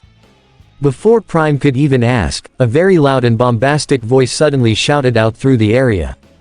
Woo-wee. Another successful landing. Yeah. Everyone's attention was brought up to the top of the ramp, where another man stood proudly with his hands upon his hips. His skin was lightly tanned and he wore reflective sunglasses to block out the light, at least what little light his blue, wide-brimmed cowboy hat didn't keep out already. He had a well-trimmed brown mustache and wore an all-green ensemble, with the exception of a brown tactical vest and matching cowboy boots. He spotted the group down below, and was left slack-jawed by Optimus, causing him to bring his sunglasses down. And here I thought the heat was playing tricks on me. Just then, another voice piped up from behind him, this one more feminine, and with a prominent Irish accent. I swear, Bill, d'ya have to announce every successful landing you make. Stepping into the light, she revealed herself to be a rather gorgeous, green-eyed woman, her long, flowing red hair tied into a ponytail that rested against her back.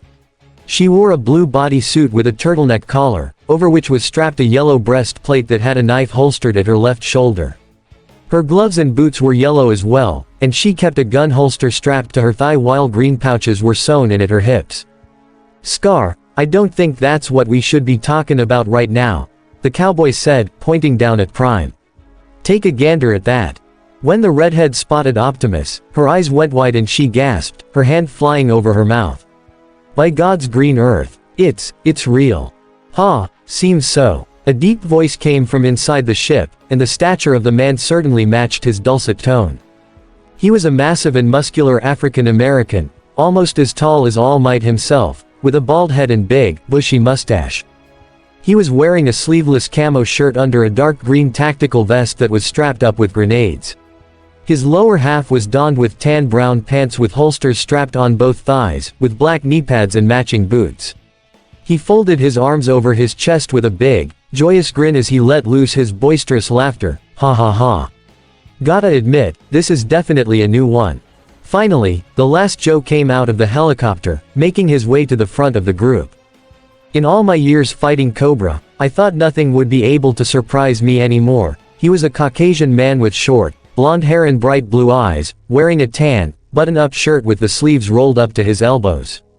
He wore a green strap across his chest that was littered with pouches, along with a pair of tactical binoculars that hung from his neck. His pants were solid green as well and he wore tall, brown combat boots, but none of those were his most prominent feature. No, because everyone could immediately tell what his quirk was. On either side of his head, instead of normal human ears, there were a pair of pointed, brown-furred wolf ears that stuck straight up, their tips extending about an inch over the top of his head. The wolf-eared man put his hands to his hips, wearing an amused smile. But here I am, surprised and wondering what the hell is going on. General, Optimus began, his gaze shifting between the team and Hawk. I take it that this is your team. Yep. Well, a small part of it, but they're all very key members, that's for sure. Hawk ushered for the four to come down. Optimus, I'd like you to meet some of my best men and the best woman on my team. This is... Sir, if I may. The cowboy interjected with a salute.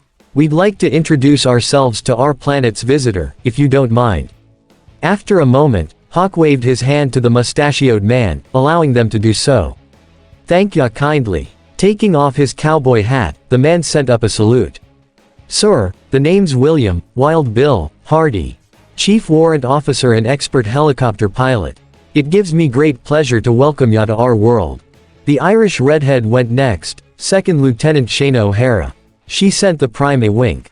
But most my friends call me Scarlet, and my specialty is being a bit of a crack shot. The biggest man put a fist to his chest. Sergeant First Class Marvin Hinton, G.I.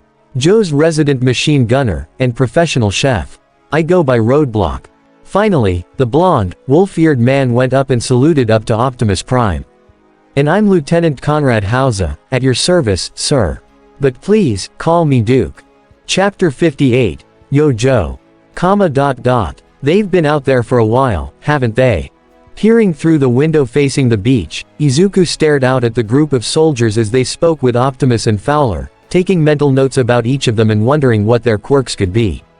All the while, he muttered under his breath, shaking his knee up and down in anticipation. I mean, it feels like they've been talking for ages, right? He said, convincing himself of that while everyone else watched his antsy behavior on full display. Maybe we should. Izuku. Kyoka gave him a deadpan look. It's been 5 minutes. The quirk inheritor paused hearing this. It has. Momo affirmed this as well. Yes, closing on 6. Off to the side, Gran Torino gave a sigh, rubbing his head in slight frustration. You kids these days. Always so impatient. He furrowed his brow up to his intern, raised his walking stick up, and then konked Izuku on the head, causing the greenette cry out and his hands to fly up to the newly formed welt. What have I been trying to teach you, boy? Exhibit some self-restraint, fair cripe's sake. Why yes, sir, Izuku winced, sparing a brief glance up to All Might. I can see now why you were so intimidated by him. Right, the number 1 hero sent his protege a sympathetic grin. You never know when Gran Torino will just drill one of those damned lessons into conk, G Gyao UCH. What was that about my lessons? Torino grumbled. Nothing, sir. Away from the group, Mirko simply rolled her eyes at the shenanigans going on, turning toward the door and waving her hand back to the group. Oi, you guys keep hitting yourselves if y'all want. I'm gonna go head out and meet the new guys. However, before she could even make it to the exit, Edgeshot appeared before her, standing defiantly with his arms crossed. Excuse me, Mirko said through gritted teeth. The ninja hero, however, did not move. You are not excused. We were told specifically to wait here until Fowler gave the word, and wait we shall. He shook his head. I do not wish to disrespect my friend's guests in such a crude manner. If anything, this just made Mirko put on a bloodlusting smirk, widening her stance and stretching her toned leg muscles as if preparing for a fight. Oh ho, I see. We got a straight-laced once here, You wanna go, then, Mr. Paper Thin. Standing at her full height, the rabbit hero slammed her fist into her palm eagerly. I've actually been itching to see how I stack up with some the top 10. Come on, let's go a couple rounds.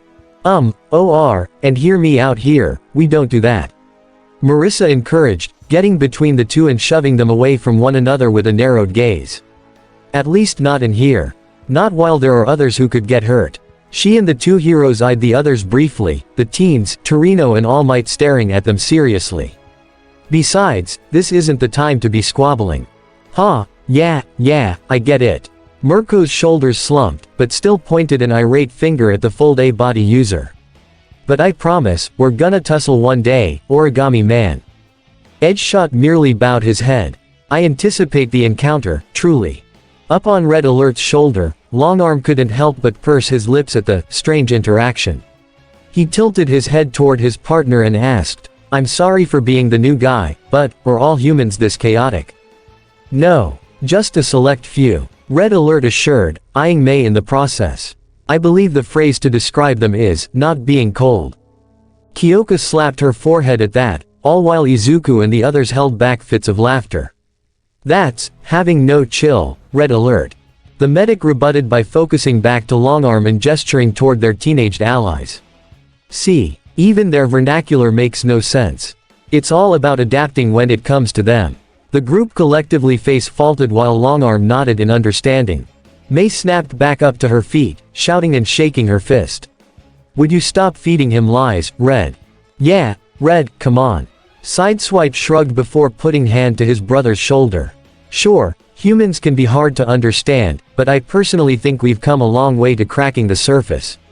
*WHRRTSCHZZTSCHZZTSCHZZCKT** all at once, the brothers transformed into their Lamborghini modes, activated their holoforms, and were dressed in probably the most garish outfits any of them had ever seen.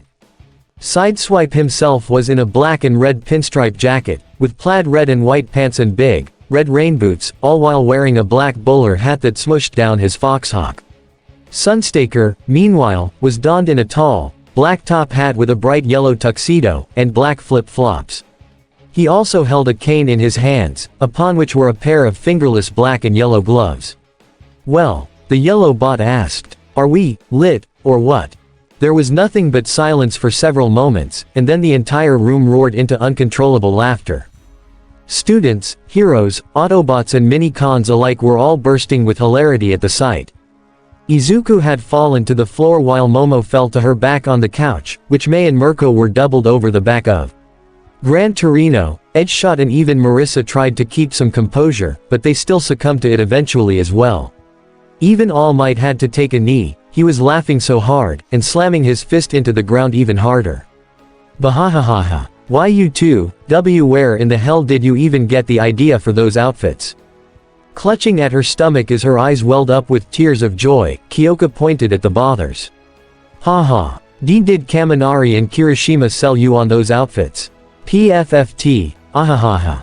The Lambo twins were justifiably confused. Yeah, why, but Sideswipe stopped himself mid-sentence and his holoform's expression fell into a grimace, realizing why they were all making fun of them. This was a prank, wasn't it? Ha ha ha, you realize that now. Strongarm guffawed as her optics briefly flashed. Oh, I am so saving this for later. This was too rich. Those charlatans. Sunstreaker threw his top hat off his head in anger, though instead of hitting the ground, it disappeared into the ether. I had a feeling that something was up. I told you this would backfire. Sideswipe immediately tried defending himself. Well, how was I supposed to know? We listen to them all the time and they've never steered us wrong. In between her fits of laughter, Kyoka added, yeah. And when your guard's down, they'll do something like this.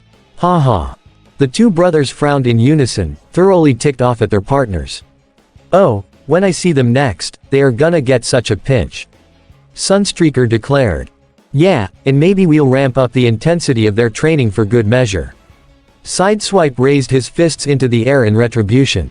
That'll teach him not to mess around with. Ahem. All at once, all laughter stopped and everyone's attention was brought to the entrance, where Optimus Prime now stood. I apologize for interrupting, whatever is happening here, but the Joes are ready to see you all now. He saw the students' faces light up and they all immediately moved toward the entryway with the Autobots in tow, prompting Optimus to raise his hands. Not all at once, if you would, please. I do not wish to overwhelm our guests. I believe introducing the humans first would be a good place to start. Jazz and the other bots gave an understanding nod. Word up, Prime, we get the picture. We'll hang back just a bit longer.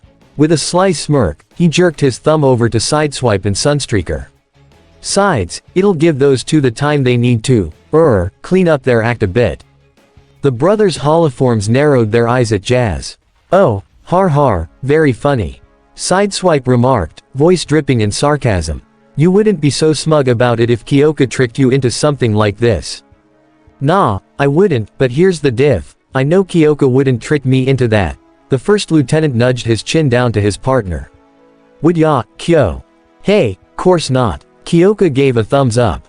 Besides, you'd probably wear it with confidence given that Generation Hue paint job you showed me a while ago. Jazz put a hand to his chest in mock pain. Ooh, right in the pride. Nah, but seriously, go meet the Joes. We'll catch up soon. However, as the others went out, there was one notable exception who remained behind. Not gonna go with him, Marissa. I'd rather not. Marissa craned her head down. Let's just say I'm a bit anxious about what they'd say to me. Especially after the last time I saw them. Bulkhead furrowed his metal brows in confusion. You said before that you wanted to keep Jinx honest, or rather, all Joes honest. You have something against him. Marissa shook her head. And no, not all of them. Just one in particular. Her gaze traveled back to the window and the collection of Joes outside. He's not here, but, if he were, I definitely wouldn't be going out there. She turned back to Red Alert, nodding up at him. If it's all the same, though, I'd like to get back to Sector 7. I was in the middle of something important when I got the call and I really should be getting back. If that is what you wish. Red Alert granted, activating the ground bridge. Before the brunette went through, however, he made sure to add, just remember, you owe the children an explanation about that. Marissa gave a single, solemn nod before stepping through, all while one thought went through her mind. So, couldn't make it again, Dad. Back outside, the humans followed Optimus back down toward the beach, where all of the Joes were still gathered. Waiting for them at the head of the group was an older man who seemed to be in his 50s, and was speaking to Agent Fowler in a hushed whisper. So, any sign of you-know-who around these parts? Not that we've seen. Fowler murmured back. Trust me, I've had my men keeping a lookout all over Japan, and we haven't seen anything. HMPH, I see. The man shook his head as the group drew nearer, prompting him to cut the conversation short. We can discuss more later. Putting on a smile, the man chuckled and set his sights out over the crowd of humans. Well, what do we have here? A cavalcade of heroes and students who've gotten themselves into one crazy set of circumstances, if what Optimus has told us is anything to go by. Taking to the front of the group, All Might gave a laugh of his own. Ha ha ha, you could say that, yes. And believe me, it's no exaggeration. He met who he assumed to be the leader with an outstretched hand. I know I probably don't need to introduce myself, but I'll do it anyway. The name's All Might, and to whom do I have the pleasure of addressing? The man returned the handshake without hesitation. General Clayton Abernathy. But I go by Hawk in most circles, so just call me that. It's an honor to finally meet you, All Might. Please, the honor is mine. All Might insisted. Thank you for your service, General. Not just in protecting your country, but for protecting the entire world in ways that I cannot. Hawk simply shook his head. Don't sell yourself short, All Might. Without you, the public wouldn't have a symbol of peace to look to. It's gonna be one hell of a day when you retire. Resisting the urge to cough, All Might stammered, yes. I can agree with you there, sir. He quickly brought the topic back on track and gestured back to the other heroes and students. But we can worry about that later. Right now, how about we get you and your men all introduced to my students and associates? Of course, I'm sure you're familiar with the likes of Mirko and Edgeshot from the news, but we also have my old mentor, Gran Torino, along with some of my first-year students from UA. He pointed to the kids one by one. This is young Izuku Midoriya, Kyoka Jiro and Momo Yaoyorozu of Class A, and young Mei Hatsume from Support Course H. The four students all bowed to the general in respect, or rather, three of them did. Kyoka, however, went against the grind and instead stood at attention, saluting Hawk with a straight face. Sir, she exclaimed, taking the others off guard. It's an honor to meet you, sir. Jinx and the others have told me a lot about your accomplishments, sir. Seeing this got a laugh out of the older man, who reciprocated the gesture. Ha ha, I see. At ease, kid. Kyoka did so and Hawk walked up to her, his arms folded across his chest. Truth be told, Jinx has kept me informed about you as well over the past couple days. Tells me you're a hot shot with a chip on your shoulder and a sharp tongue. Really? Kyoka's cheeks flushed red as her eyes darted over to Jinx and Snake Eyes. You told him about me? Yep, sure did, Jinx affirmed, with Snake Eyes giving a thumbs up. We wanted to make sure that everyone was prepared to meet you when they arrived on the island. Of course, though, those plans have been altered considerably. This time, it was Izuku's turn to give his purple-haired friend a nudge to the arm. Hey, that's awesome. You've got notoriety among the Joes already, Kyoka. That is quite impressive. Momo complimented as well, especially given you've only spent a short time with them. Gripping her jacks and tapping them sheepishly, Kyoka diverted her gaze from the group in embarrassment. Oh, geez. Stop it, I'm nothing special, huh? But instead of looking at no one, her sights were greeted with yet another Joe in front of her. The red-headed one with emerald green eyes. Ack, I beg to differ, lass, the Irish woman dismissed. Your reputation for causing mischief's already spread like wildfire through the ranks. Think, a young girl like yourself very nearly managed to pull off an infiltration mission into an official Joe outpost. If ya hadn't decided to do so with probably the most well-protected of all of them, ya might've even gone a bit further than ya did. Thank you. Kyoka managed to stammer out. And who are you? Right, apologies fair not getting to the point sooner. The woman extended her hand with a kind smile. You can call me Scarlet, lass. G.I. Joe's second lieutenant. As she shook Kyoka's hand, she used her free one to gesture back toward her comrades. And, these are my teammates. Scarlet took a moment to whisper, just a bit of warning, these boys are a bit of a handful. The blonde man with the dog ears deadpanned at her, the ears themselves perking up. I heard that, Scar. What are you, trying to make us look bad? Scarlet simply shook her head. Perish the thought, Duke. Just thought I'd give the kids some heads up. Duke hummed before walking over to the kids himself, stopping in front of Izuku to give him a smile. Well, like Scarlet oh so kindly said, the name's Duke. Pleasure to meet you kids. Same here. Izuku nodded back up to him, spotting the candid ears as his curiosity piqued. So, you have a mutation quirk, huh? Very perceptive, kid. Duke reached up and fiddled with the tips of his ears a little. Though I guess they're not that hard to miss. But yes, my quirk is wolf ears. I'm able to hear things that normally go unnoticed to the human ear, even high-pitched frequencies that escape normal hearing. He gave a nudge over to Kyoka. Though I've gotta admit, compared to my quirk, your friend there kind of has a better version of it, if I'm being honest. Enhanced hearing and sonic attacks. Very cool. Kyoka rolled her eyes and shook her head. Okay, if we keep up the butt kissing, we're gonna be here all day. And besides, Duke, there's one thing that your quirk has over mine that can't be beat. Duke raised an eyebrow to her. Really? And what's that? It makes you look super adorable. All at once, Duke's features fell into a grimace as his fellow Joes all started laughing and chortling at his expense. Kyoka simply shrugged once more. What? It's true. He. Ya can't blame her for being honest, Duke. Scarlet chuckled.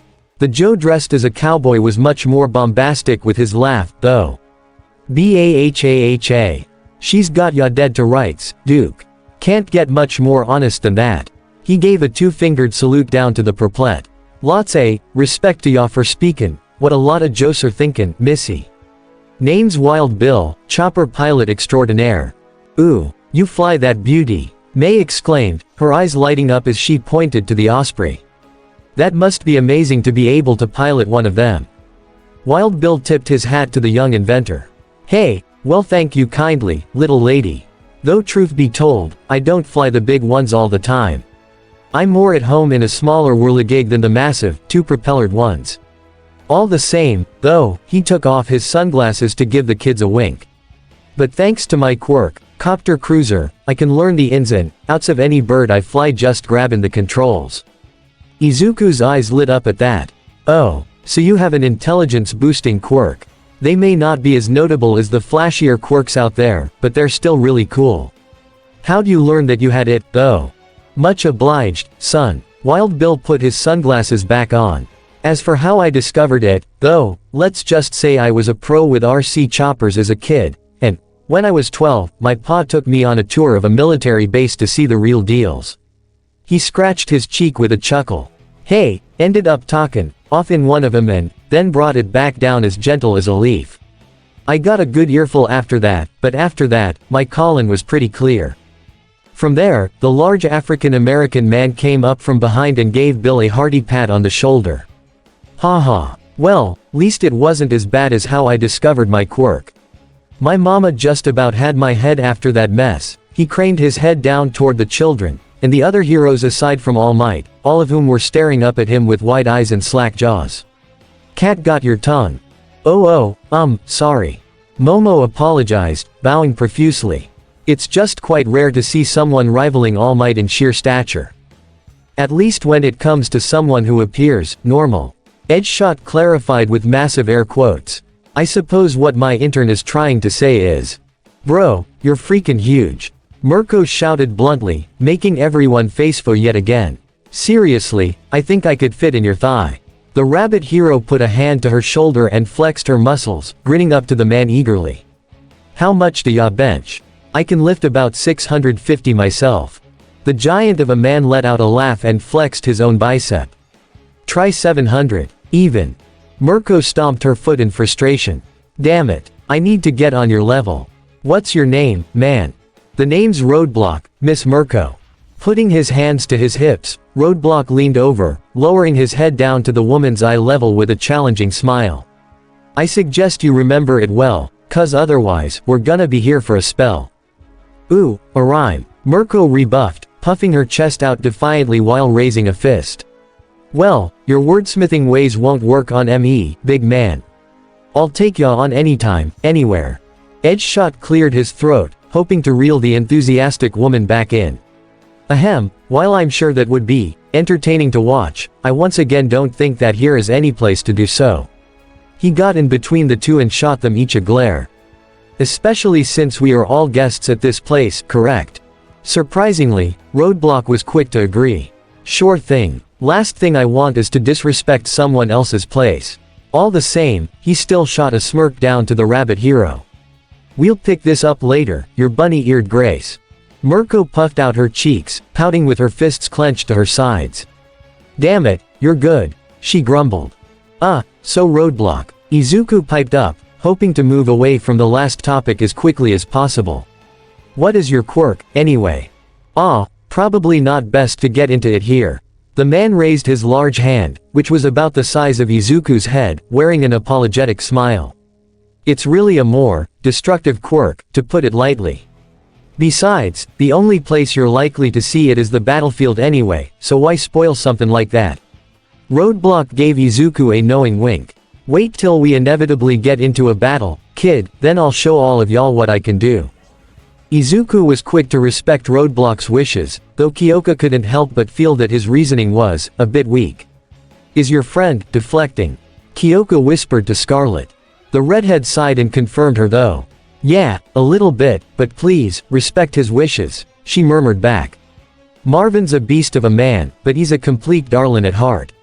It's just that his quirk makes him even more destructive than he already is, so he prefers to keep that topic in the heat of battle. However, Scarlet pulled her hand up, bringing everyone's attention to her. That said, I haven't shown any of ya my quirk yet. Ooh, right. Izuku stepped up next to Kyoka in anticipation. What kind of quirk do you have, Miss Scarlet? Nothing special. Suddenly, much to the shock of the students, Scarlet's arms separated at the elbow and swung back, revealing a cavity inside her bicep where a bone should have been. Instead, though, there was something else, something that came straight out of the hole to take her arm's place. And it was an entire crossbow, the actual bow of which thrust out to either side after ejection. The weapon just hung there off her arm, moving naturally like a normal elbow while her actual arm swung back around on an armature made of keratin and grabbed the handle of the weapon. Well, kids, what'd you think a crossbow?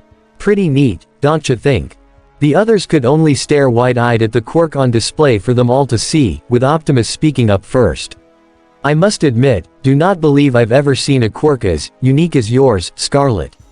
Does that not hurt? The redhead simply scoffed. PFF'd. Nah, it's practically a part of my body. Almost like flexin' a muscle. It's a transformation quirk. Izuku explained further. One that only affects a certain part of her body. However, he was also a bit trepidatious in what he said next. And it's also similar to another quirk I'm familiar with. Kyoka pursed her lips at that. Yeah, one that a former hero from Japan had. Yes, Scarlet affirmed. I know the one. Lady Nagant. The infamous hero turned murderer. She shook her head in disappointment. Such a shame, really. She and I had a bit of a rivalry back in our heyday. That made the teens gape at her even more. Are you serious? Momo uttered. May practically shot to the front of the group, shouting, "You had a rivalry with Lady Nagant." "Yep, and it ended pretty decisively, too." Scarlet reached back to her ponytail and twisted a lock of her own hair around her finger, which quickly caused it to petrify into a long, sharp shape and allowed her to take it off, leaving her with a red arrow in her grasp. Dunno if it was fate or coincidence that our quirks were so similar, but what started as a friendly rivalry changed on a dime into a game of cat and mouse. The HSPC called me in personally to track her down, and, in the end, she knocked her arrow into the crossbow and reached down to the ground, picking up a rock that fit neatly in her palm. Throwing the rock into the air, Scarlet, in a motion that was almost too fast to catch, whipped her arm up and shot her arrow through the rock, carrying it across the yard until it slammed directly into the trunk of a tree. I proved the better shot. Did you kill her?" Mirko asked hesitantly. "Oh, no, lass. Nothing like that," Scarlet insisted, her crossbow folding back up into her upper arm as her elbow reconnected. "I just shot her enough times until she couldn't stand no more." Keeping her knees exposed proved to be a pretty bad choice on her part. There was a short pause after she explained that, and as much as he tried to resist asking, Izuku followed up with, "So, what you're saying is, she took an arrow to the green bean. You finish that sentence, we're gonna have problems." Kyoka threatened, raising a finger up to his face. Izuku immediately rescinded his statement. "Sorry, ma'am. Won't happen again, ma'am." The group had another short laugh at that before Hawk took center stage once again. "Haha, well, all of that aside, it's great to finally meet the ones behind the scenes here." He gave the children a sympathetic gaze. "Granted, I kind of wish you kids hadn't been dragged into something like this.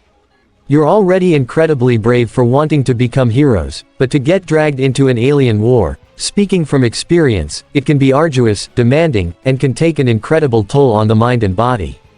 I'm surprised that you kids are still in high spirits, even after everything that Optimus has told us." Eyeing one another, the teens all wore confused looks before going back to Hawk. "Well, that's very nice of you to say, General. Though to be completely honest, we haven't really been feeling the kind of things you're describing." Momo explained. "Really?" Duke tilted his head, the other Joes seeming just as skeptical. "Well, I mean, when you're battling a bunch of pushovers like Starscream and his lot, it kind of loses the sense of weight, you know." Kyoka continued. "Don't get me wrong, we know that they can be dangerous, and because of that, we and our friends have mostly only been fighting against Viacons." She jerked her thumb up toward Optimus. "But Prime and the others, they've been able to handle pretty much anything that ol' Screamer's been able to throw at us." Izuku nodded in agreement. "Yeah, even after Starscream kidnapped our teacher and my Autobot friend, Bumblebee, that only strengthened our resolve." He balled his hand into a fist, wearing a determined smile. "We went to their ship with our teachers, freed them, and all got away safely." "What?" Gran Torino shouted, finally speaking up out of shock. "You kids actively stormed an enemy base." All Might raised his hand to his mentor. Again, Gran Torino, they had us by their sides, so in case things got too intense, we could get them out at any time." "God damn, I missed a lot."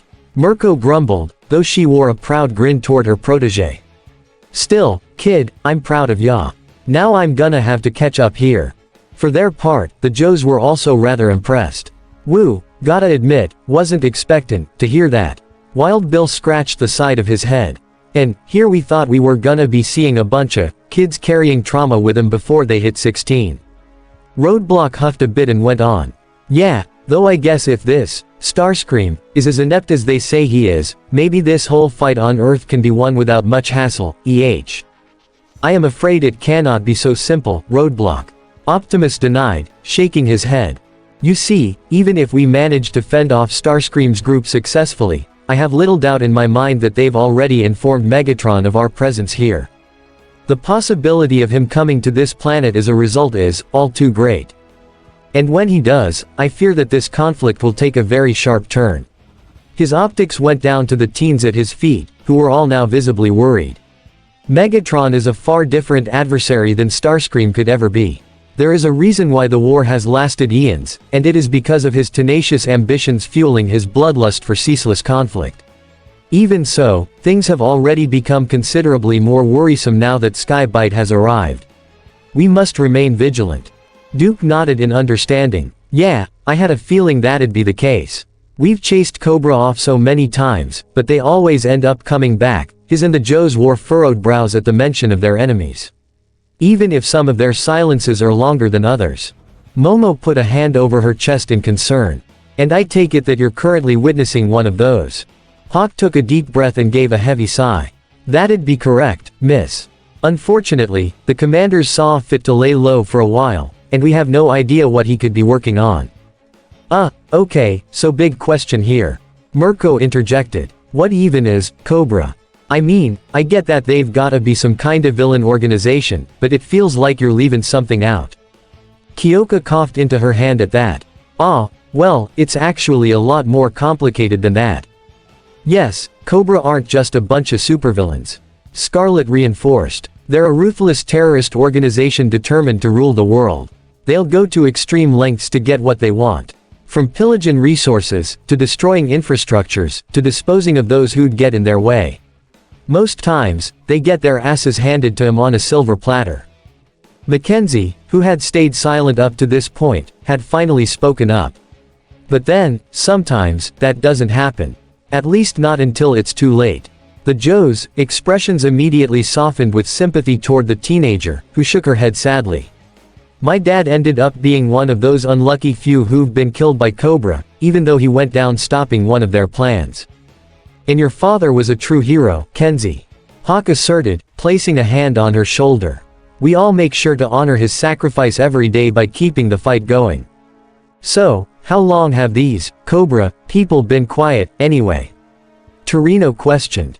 Almost 8 months now, Roadblock replied, placing his fists to his hips. Time was, those snakes couldn't go a month without hatching up some crazy scheme. The commander's last plan was, get this, to try and harness the sun's energy in order to create a super weapon that'd be capable of wiping out the whole state of Florida. Izuku and the others were confused at that. Why Florida specifically? Did he hate theme parks or something? Kyoka furthered. Roadblock couldn't help but chuckle a little. Well, let's just say he ain't exactly a fan of the state's locals and how they make headline news every week for doing insane crap. Duke couldn't help but smirk a little. Honestly, while I don't condone that lunatic's actions, I can also kind of agree with his opinion. I wouldn't be opposed to getting rid of Florida, just without the mass genocide. He motioned his arm back and forth as if he was slicing through something. Just saw that baby off at the border like the old Bugs Bunny cartoon, haha. Haha, I love that one, All Might said before shouting out, South America, take it away. As both blondes laughed, Jinx rolled her eyes while Snake Eyes facepalmed. Oh, Duke, I have not missed your sense of humor. Duke sent her a mock pout, but the Kunoichi paid it no mind. I swear, though, the commander's plans get more and more cracked every time. Once she collected herself after that round of stupidity, Jinx smiled back to her comrades and suggested they move on. Well, now that you all have gotten to know the Autobots, human companions, why don't we get to know more about the bots themselves, Sounds like a great idea. Hawk concurred, craning his head back up to Optimus. Prime, feel free to bring your men out here. I agree completely, General. One moment, Optimus turned around and called toward the base's entrance, raising his arm to usher the others out. Autobots, transform and roll out. WHRRTSCHZZTSCHZZTSCHZZCHKT. The collective sound of conversion graced everyone's ears, astonishing them by the sheer volume of every Autobot transforming at the same time. From there, though, the Autobots all came rolling out of the base and down toward the beach, with Bumblebee leading the pack followed by Jazz, Bulkhead, Strongarm, Sideswipe, Sunstreaker, Red Alert, RC and Flare Up. Flying through the entryway was also Windblade, Springer and Eraser, the latter's presence taking all of the Joes aback. I'm sorry, but, is that a giant bird? Wild Bill hollered. The humans wore knowing smiles, with Kyoka giving a snicker. Yep, that was pretty much how we reacted to that, too. These Cybertronians can change into pretty much anything they please, but here comes the best part. Once the Autobots were all gathered together, they simultaneously transformed into their robot modes, towering over the group of humans. It was only then that the Joes finally took in just how many bots there were, and Duke let out an apprehensive chortle. "Ah, ha, we might be here a while." And it very much was, the massive conversation between bots and humans lasting for hours on end. New friends were made, war stories and information were exchanged, all while going so far into the night that they nearly lost track of time. Once the sky began to darken, however, the meeting was brought to an end when Gran Torino pointed something out. "Ahem, pardon me if I'm being stingy, but did everyone just forget that we still have half a week left to go on internships?" The old man's words wrapped things up rather quickly, with Momo and Edgeshot promptly leaving through the ground bridge first. However, before they had to part ways again, Kyoka and Izuku make sure to get in one last talk. "Well, guess it's back to the grind for us, huh?" Izuku nudged his head toward the Osprey helicopter. "Kinda jealous that you get to fly back in that, though." "Huh, yeah, pretty awesome." Kyoka agreed, giving her best friend a nudge. "But hey, do me a favor and get some rest, huh? After taking on the hero killer, you deserve it." "I appreciate the thought." Izuku rubbed his head, feeling his eyes getting heavier and heavier. "I'm definitely gonna crash when I get back, hehe, but good luck with the rest of your training, too. I can't wait to see what the end result of your training's gonna be." Kyoka could only give a shrug. "That makes two of us." She brought her fist up to him. "Catch y'all later, Green Bean." "Will do." Izuku reciprocated the fist bump before going over to Mirko and Gran Torino, the three of them making their way into the base to bridge out themselves. As Kyoka watched him leave, however, Scarlet came waltzing up next to her, propping her elbow against the earphone jack user's shoulder with a knowing smirk. "Well, ain't that interesting? Gotta admit, your beau's quite the charmer for his age." The perplet was mortified as her cheeks heated up, all while Scarlet asked, "So, you been datin' long?" "We are not." Kyoka slapped her hand over her mouth before she could blurt out the rest, seeing Izuku pause just before the entryway. She hastily waved him off, hoping he'd buy her poor attempt to appear casual before going back to glaring at Scarlet. "We are not in a relationship." The Irish woman didn't stop grinning for a second. "Maybe not, but you're horrendously down bad for him, lassie." Ga-aug. Darkside, 3 days later. This was it. Today was the day that Skybite had been anticipating ever since he got here. He had been informed that the Darkside crew would make an annual report to Cybertron about every Earth week or so, and while he initially thought to insist on calling Megatron right when he arrived, he second-guessed himself and reassessed the situation. He wanted this to be a monumental surprise, after all, and having Starscream and Unicronus contact Megatron early would raise the Decepticon leader's suspicions. He didn't want that, for several reasons, but the main point was that he was going to leave his old friend dumbfounded. "Well boys, it's time." Skybite told Dragonus and Sandsting, the two mini-cons keeping up with him as he walked through the ship's halls. "Are you ready to meet your new leader?" The duo growled and chattered a positive response before transforming into their torpedo modes, attaching to his back afterward. HM, excellent. Let's go." Entering the bridge, the Predacon was met with all of the other Decepticons, their attention diverting straight to him. "Ha, Skybite." Skywarp smirked, nudging his chin to him. "Great timing. We're just about to get started." "Is that so?" Scanning his optics across the group, however, Skybite noticed one individual missing. "Where is Swift, though?" "She is out with her new little friend." Shadow Striker replied, rolling her optic with a sneer. As if this meeting weren't any more pointless. Nitra attempted to reel her teammate back in, however. Hey, come on Shadow, no need to get all upset. Swift's just in a real good mood." But the sniper simply gave a deadpan response. "I cannot relate."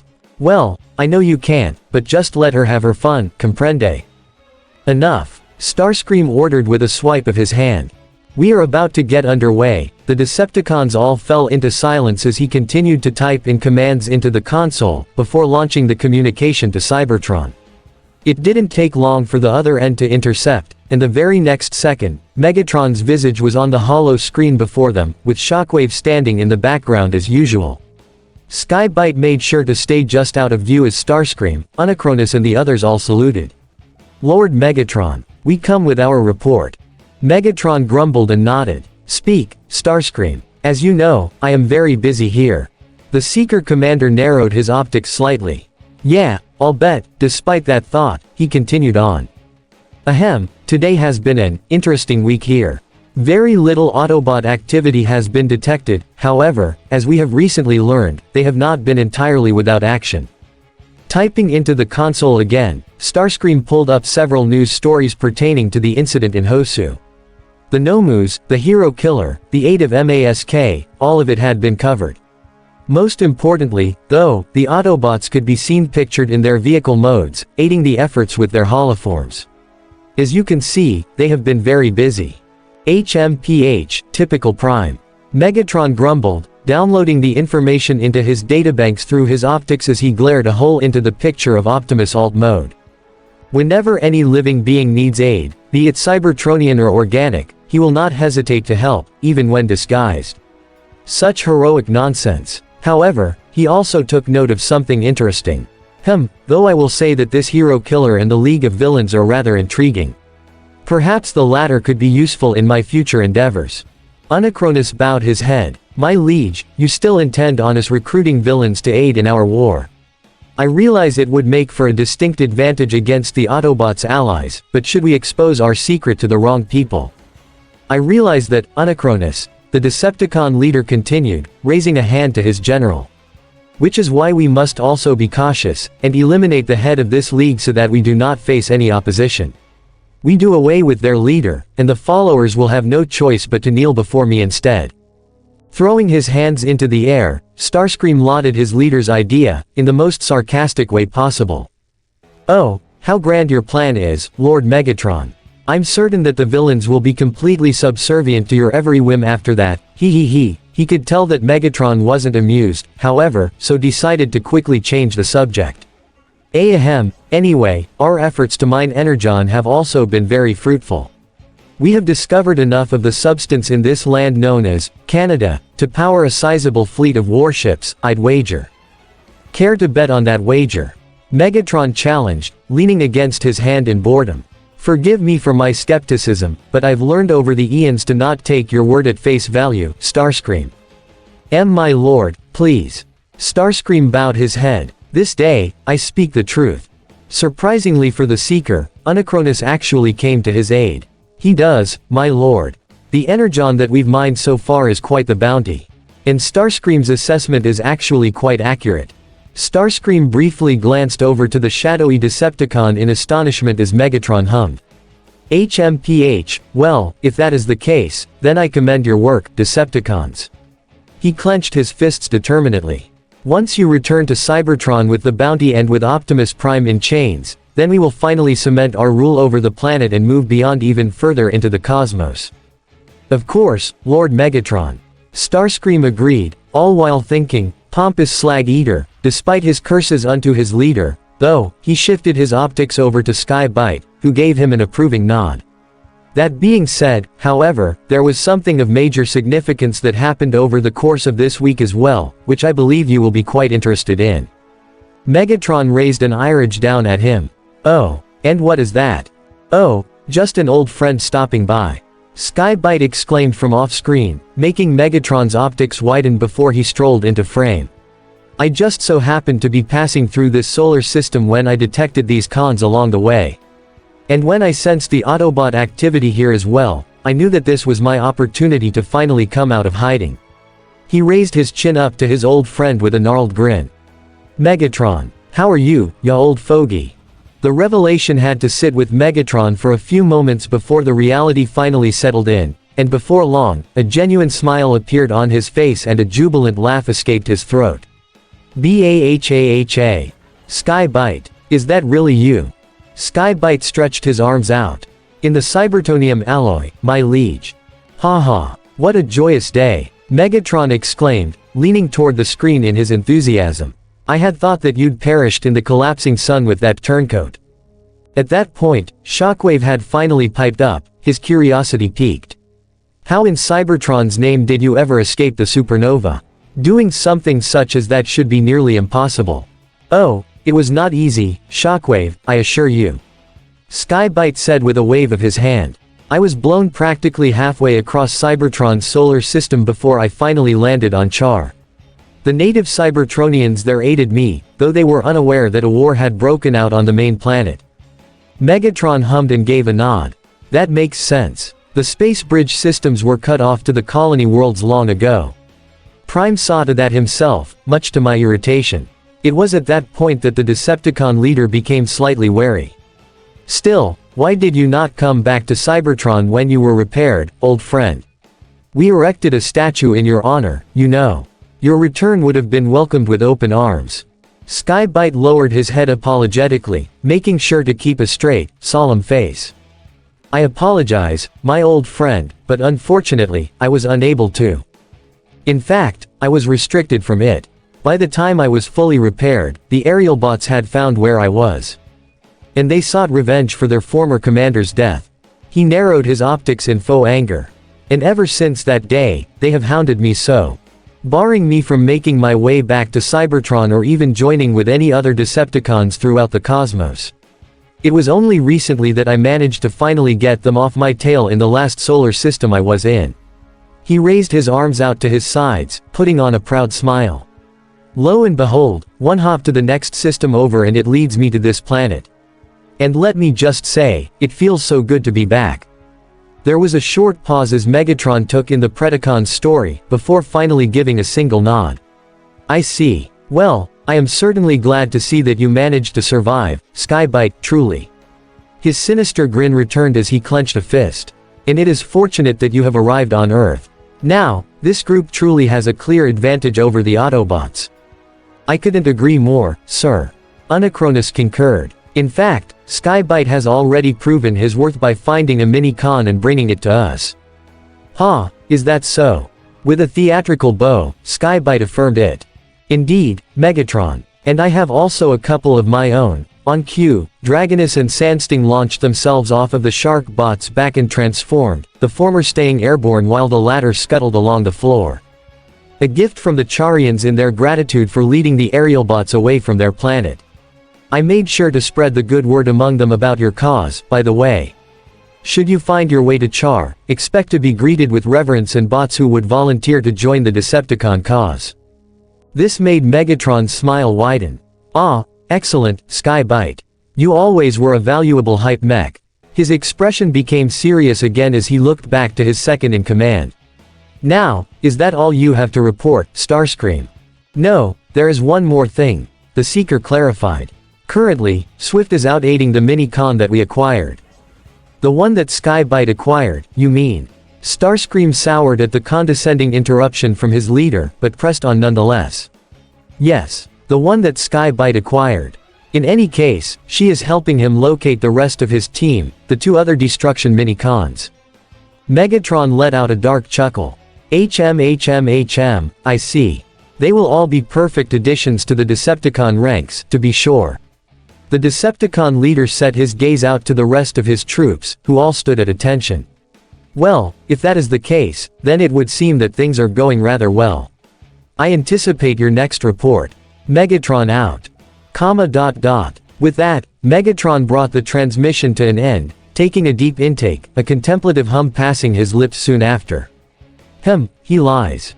Shockwave wasn't expecting that, leaving him perplexed. Pardon me, my lord. Skybite. He lies about the aerial bots. Megatron stood up from his throne and walked toward the door, ready to get back to business. I received a report from Flame War not 2 solar cycles ago saying that she encountered aerial bots on Tantalus V. Her and the scavengers saw them aiding in the planet's retaliation efforts against them in their last incursion. I see, Shockwave muttered. And that planet is on the complete opposite side of the galaxy where Earth is. But, if the aerial bots weren't the reason he couldn't return to Cybertron, then it stands to reason that Skybite's reason for staying away from Cybertron is something that he is ashamed of. Megatron deduced, placing his hands behind his back as the two walked out the door. I have a suspicion that, if he survived the supernova, then that traitorous Autobot may have also lived through it. Shockwave abruptly stopped and saluted. My liege, would you like me to contact your away team, then? I'm certain that they would be of great help if the Autobot were to arrive on Earth. To the scientist's intrigue, however, Megatron shook his head. No, no, that won't be necessary, yet. He waved for Shockwave to join him, all while dismissing the suggestion. Should that turncoat manage to track Skybite down and completely trounce him, then that shall serve as a lesson to him. He lies to me again, and it may not end well for him. You would destroy your oldest companions? Shockwave questioned. And one of your most loyal followers? Megatron shook his head. No. I would give him a good thrashing him myself and then lock him up in the Inkarskin prison for a decacycle or two. Just to make certain he knows his place. Shockwave bowed to his leader. Once again, your wisdom proves immeasurable, my lord. Of course. Now come, Shockwave, we are close to annihilating that band of Autobot rebels operating out of Anteros City. Back in the dark side, every Decepticon gave a sigh of relief once Megatron ended the call. Phew, that went fairly well, all things considered. Flatline said before ushering for Blastwave to follow him. Come, mein Freund. Our experiment continues. We must finish this project before the next mission. Blastwave let out a groaning grumble and stood up, rolling his optics as he trudged behind. Understood. Watching the duo leave, Skybite raised a curious eyerage. What sort of project are they talking about? The doc's planning on making some sorta artifact detector of some kind. Nitra answered with air quotes. Apparently, this planet we're on has got a lot of Cybertronian tech and artifacts hidden around, and the Autobots have been collecting them pretty frequently. Her optics shifted over to Starscream and his brothers. We've tried getting some before, Buet. Not another word. Skywarp threatened, glaring at his subordinate. Hey, I'm not blaming you, Warp. Nitra raised her hands defensively. I'm just saying, maybe next time a stealthier approach would work better. She pointed to him with a smirk. Ya know, put that whole teleportation ability of yours to good use. The hacker only received a growl from Skywarp before he teleported straight out the door, leaving the others behind. Sheesh, ya try to give a teammate some good advice and they just growl at you like a little Earth Paro. Thundercracker, breaking his silence, folded his arms over his chest. What's a Paro? Nitra brightened up and activated her hollow screen, showing him and everyone else an image of a furry, four-legged animal with floppy ears, a fluffy tail, and a long muzzle. Oh, this is one. In Earth English, they call it a dog. The Blue Seeker's expression softened at the sight of the creature. Cute. How can you call anything organic, cute? Starscream sneered, going back to the console to try and contact Swift. I mean, I would understand if it were a pet or something, but these things literally are kept as pets by humans. Nitra deadpanned. Humans have poor taste, then. The group of Decepticons collectively groaned, with Shadow Striker starting toward the door. That is it, I do not have Z patience for Z's any longer. If you need me, I will be at Z target range. However, before she left, the sniper narrowed her optic at them one last time. Do not need me, please. With that, she left and the door closed behind her, leaving everyone else to their devices. Barricade leaned back in his seat, resting his hands behind his helm. Yep. Another typical day working on the dark side with a bunch of aft shafts. The cop bot nudged his chin to Skybite. I think you're gonna fit in pretty well here, my friend. Yes. Skybite muttered. Right at that moment, the main console began beeping, taking Starscream by surprise. Swift to Darkseid, you read in me. Starscream was not prepared for this. It was very rare for Swift to contact him first. That was usually the other way around. This must have been an important case. Pressing his finger to the button, he spoke to his right-hand bot. Swift, this is Starscream. Come in. What is your status? Oh ho, Screamer, have I got some news for you. Is Lord Megatron still on the line? No, you missed the meeting, the Seeker Commander answered. Why? What have you to report? So, remember how I said I'd help Drillbit track down his pals? Yes, what of it? Well, we might have just stumbled upon where they are. It's someplace called the Rocky Mountains, down in the States. And, hoo boy, there's a lot more hiding here than just mini-cons. Sending you a visual now. The hollow screen in front of the Decepticons suddenly flashed again, and they were greeted by quite the astonishing sight. The visual from Swift's optics showed an absolutely massive energon deposit, one that was practically just sticking out of the mountainside just above a deep ravine where massive hunks of stone had fallen into. Recent geological activity seems to have unearthed this beauty. So, what'd you think? For the first time in a long time, Starscream and Unicronus both eyed one another, and shared an ominous smirk in agreement. A sentiment shared amongst the other Decepticons as well. I think that this is the perfect opportunity for a little away mission. Over in Japan, meanwhile, the morning had just settled in for Kyoka as she began the usual routine she'd been doing for the past week. Get up, put herself together, have breakfast bento with snake eyes, and finally get started on her training. However, things felt quite different this time, and she knew exactly why. Today was her last full day on the island. Internships would end tomorrow and she'd go home first thing in the morning. In a way, it was bittersweet for her, since she had gotten used to the ways that the Arashikage Ninja School, as she liked to call it, did things. That and it only felt like she was scratching the surface when it came to her training. These were the thoughts plaguing her mind as she tried to go through the motions of her Teichi class, led by Jinx. But something must have been noticeably different, because both the Kunoichi and Mackenzie paused in mid-motion to look at her. Kyoka. Yeah, she muttered. I don't think that's anything close to what we're doing. Kyoka briefly glanced down at her form, and only now did she notice that she was bent in the completely wrong direction. Her back was arched downward instead of up, and rather than her arms performing a wave motion, they were straightened out and touching her toes. The earphone jack user gasped in embarrassment and corrected herself immediately. Sorry, Jinx. I'm kinda. I understand. Jinx reassured, falling out of her stance to come over to the girl instead. Mackenzie did the same as Jinx set a hand on Kyoka's shoulder. This is your last day, after all. I'm sure that you're not feeling too excited about it. Not really, Kyoka admitted. It feels like I'm only just getting started, you know. Like there's still so much more I have yet to learn. Hell, I'm pretty sure I've only gotten one of your 7 techniques down. Jinx nodded with a sympathetic smile. Yes, I was hoping to get to at least the 2nd before the week got out, but it wasn't meant to be, it seems. She reached down and squeezed Kyoka's shoulder reassuringly. But don't worry. I'm sure that this won't be the last we see of one another, especially given our budding alliance with the Autobots. Mackenzie placed a hand to her hip, rubbing her neck with the other.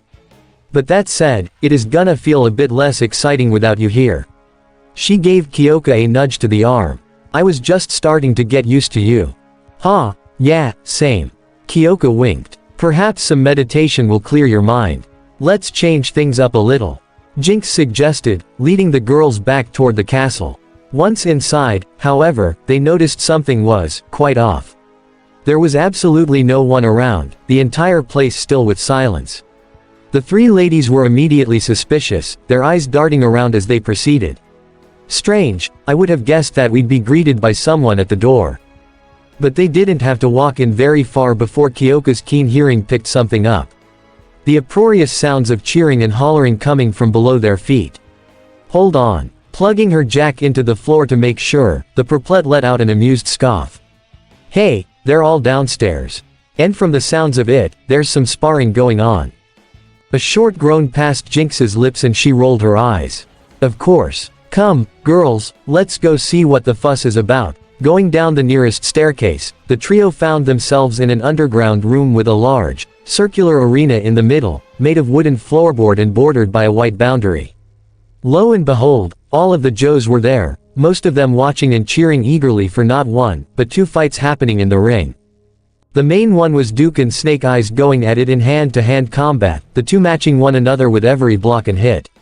Whenever one of them would get them closer to the edge, the other would quickly find a way out of it, and as the 3 girls entered, Snake Eyes had just done so, avoiding elimination before going in straight to Duke. The blonde, wolf-eared man immediately raised his arms, grappling with his commando comrade. Not bad, Snake. Top form as always. Duke commended before going in for a leg sweep. But I've gotten bet. However, Snake Eyes managed to leap over the attack, instead flipping over Duke's head and landing a swift kick to his back. Not far from them, in the direct center of the ring, no less, a small table had been set up. And sitting there were none other than Roadblock and Tiger Claw, and they were having an arm wrestling match. How Snake and Duke were avoiding the two, the girls had no clue, but it was still an impressive sight. The Tiger Man flashed his sharp teeth at the equally large man, both of them determined to win. Marvin, we're 3 for 3 when it comes to these encounters. This one decides it all, and I will not go down so easily. The feelin' mutual, Chad, but I ain't bout to give up, either. Graw. With a grunt of exertion, Roadblock put on the muscle and pushed with all his strength, causing several veins to visibly appear under his skin. But it was instantly matched by Tiger Claw letting out a massive roar right in the machine gunner's face, showing his own strength as well. All in all, it was a sight that left Kyoka utterly gobsmacked. What in the hell is going on down here? Jinx shook her head and sighed. I should have guessed. The boys always get competitive whenever we get together. Woo-wee. Come on Marv, ya got this. Yeah. Wild Bill whooped from the sidelines. Next to the cowboy, Kamakura was clapping encouragingly as well. Let's go, Chadwick, let's go. There's a lot on the line here. The three ladies all deadpanned. And the competitive spirit never seems to fade. Jinx concluded. Well, can ya blame 'em? The trio all turned to see Hawk and Scarlet approaching them, the two briefly looking back to the ring. After all, they so rarely get to see one another these days. At least, outside of Cobra attacks. It's true, Scarlet stated, nudging Jinx's shoulder. You've gotta give 'em credit, lass, they know how to spice up a get-together, huh? The kunoichi gave a simple shrug. I suppose, though it doesn't exactly help when one wants to get some peace and quiet for meditation. Kyoka raised a hand. It's okay, Jinx. I'll be fine. She smirked as she watched the four men continue to literally and figuratively beat the hell out of one another. Besides, watching this is insanely entertaining. The general, however, raised a brow down to her. Everything going all right, Kyoka? You seem a bit put off by something. I mean, not exactly put off. More like dissatisfied. Kyoka's arms slumped at her sides, pursing her lips in frustration.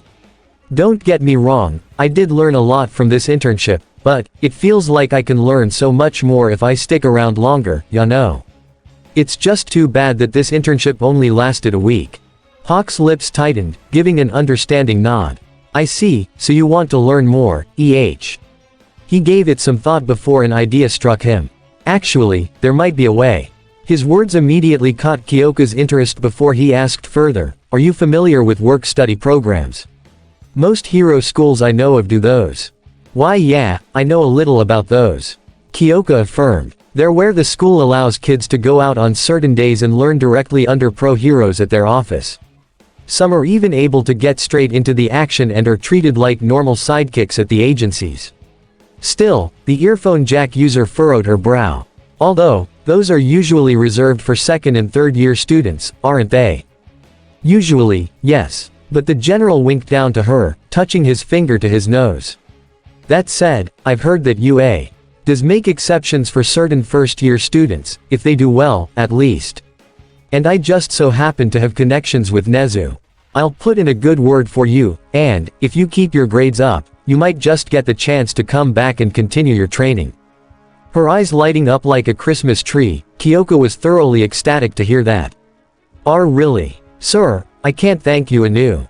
Just then, Hawk gasped and pressed his hand down on Kyoka's shoulder, shouting, duck.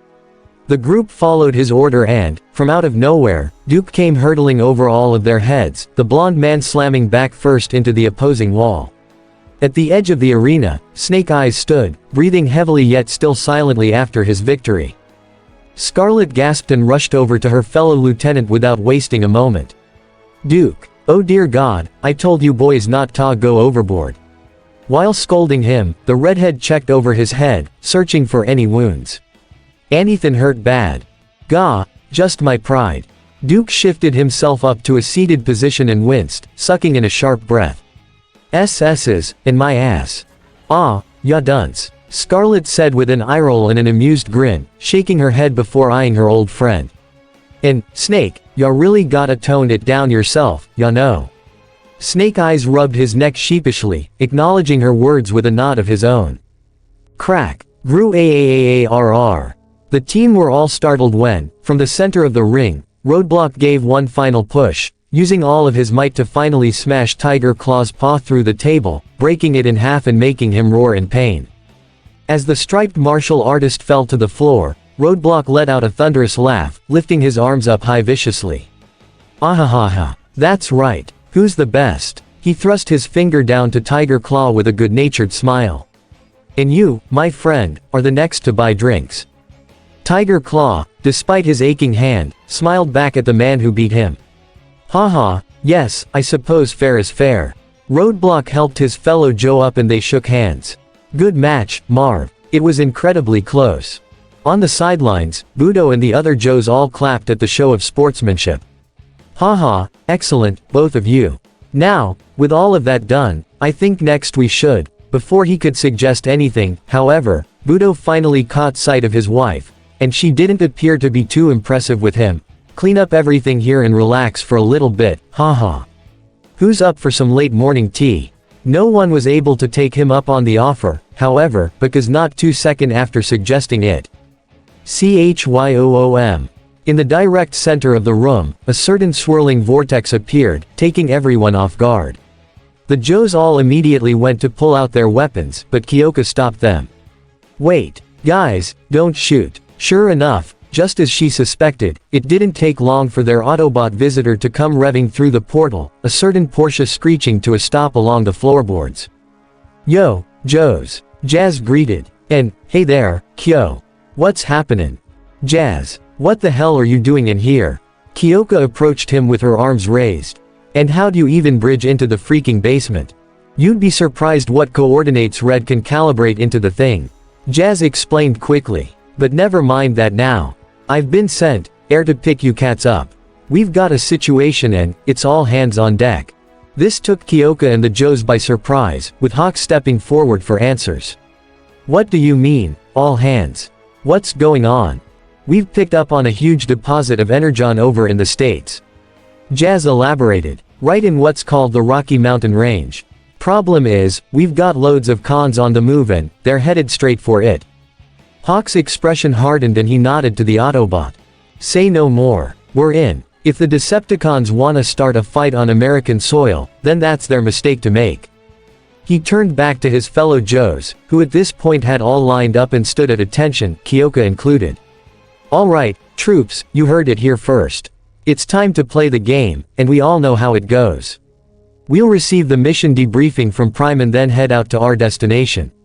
That clear? He received a collective salute and a, sir, yes sir, prompting Hawk to raise a fist. Good. Then say it with me now. All at once, every member raised their fists into the air, exclaiming in unison, you Joe. And it's the end of Season 2 Part 29 of this What If. I hope you guys like it. Don't forget to subscribe, leave a comment down below and subscribe to the channel.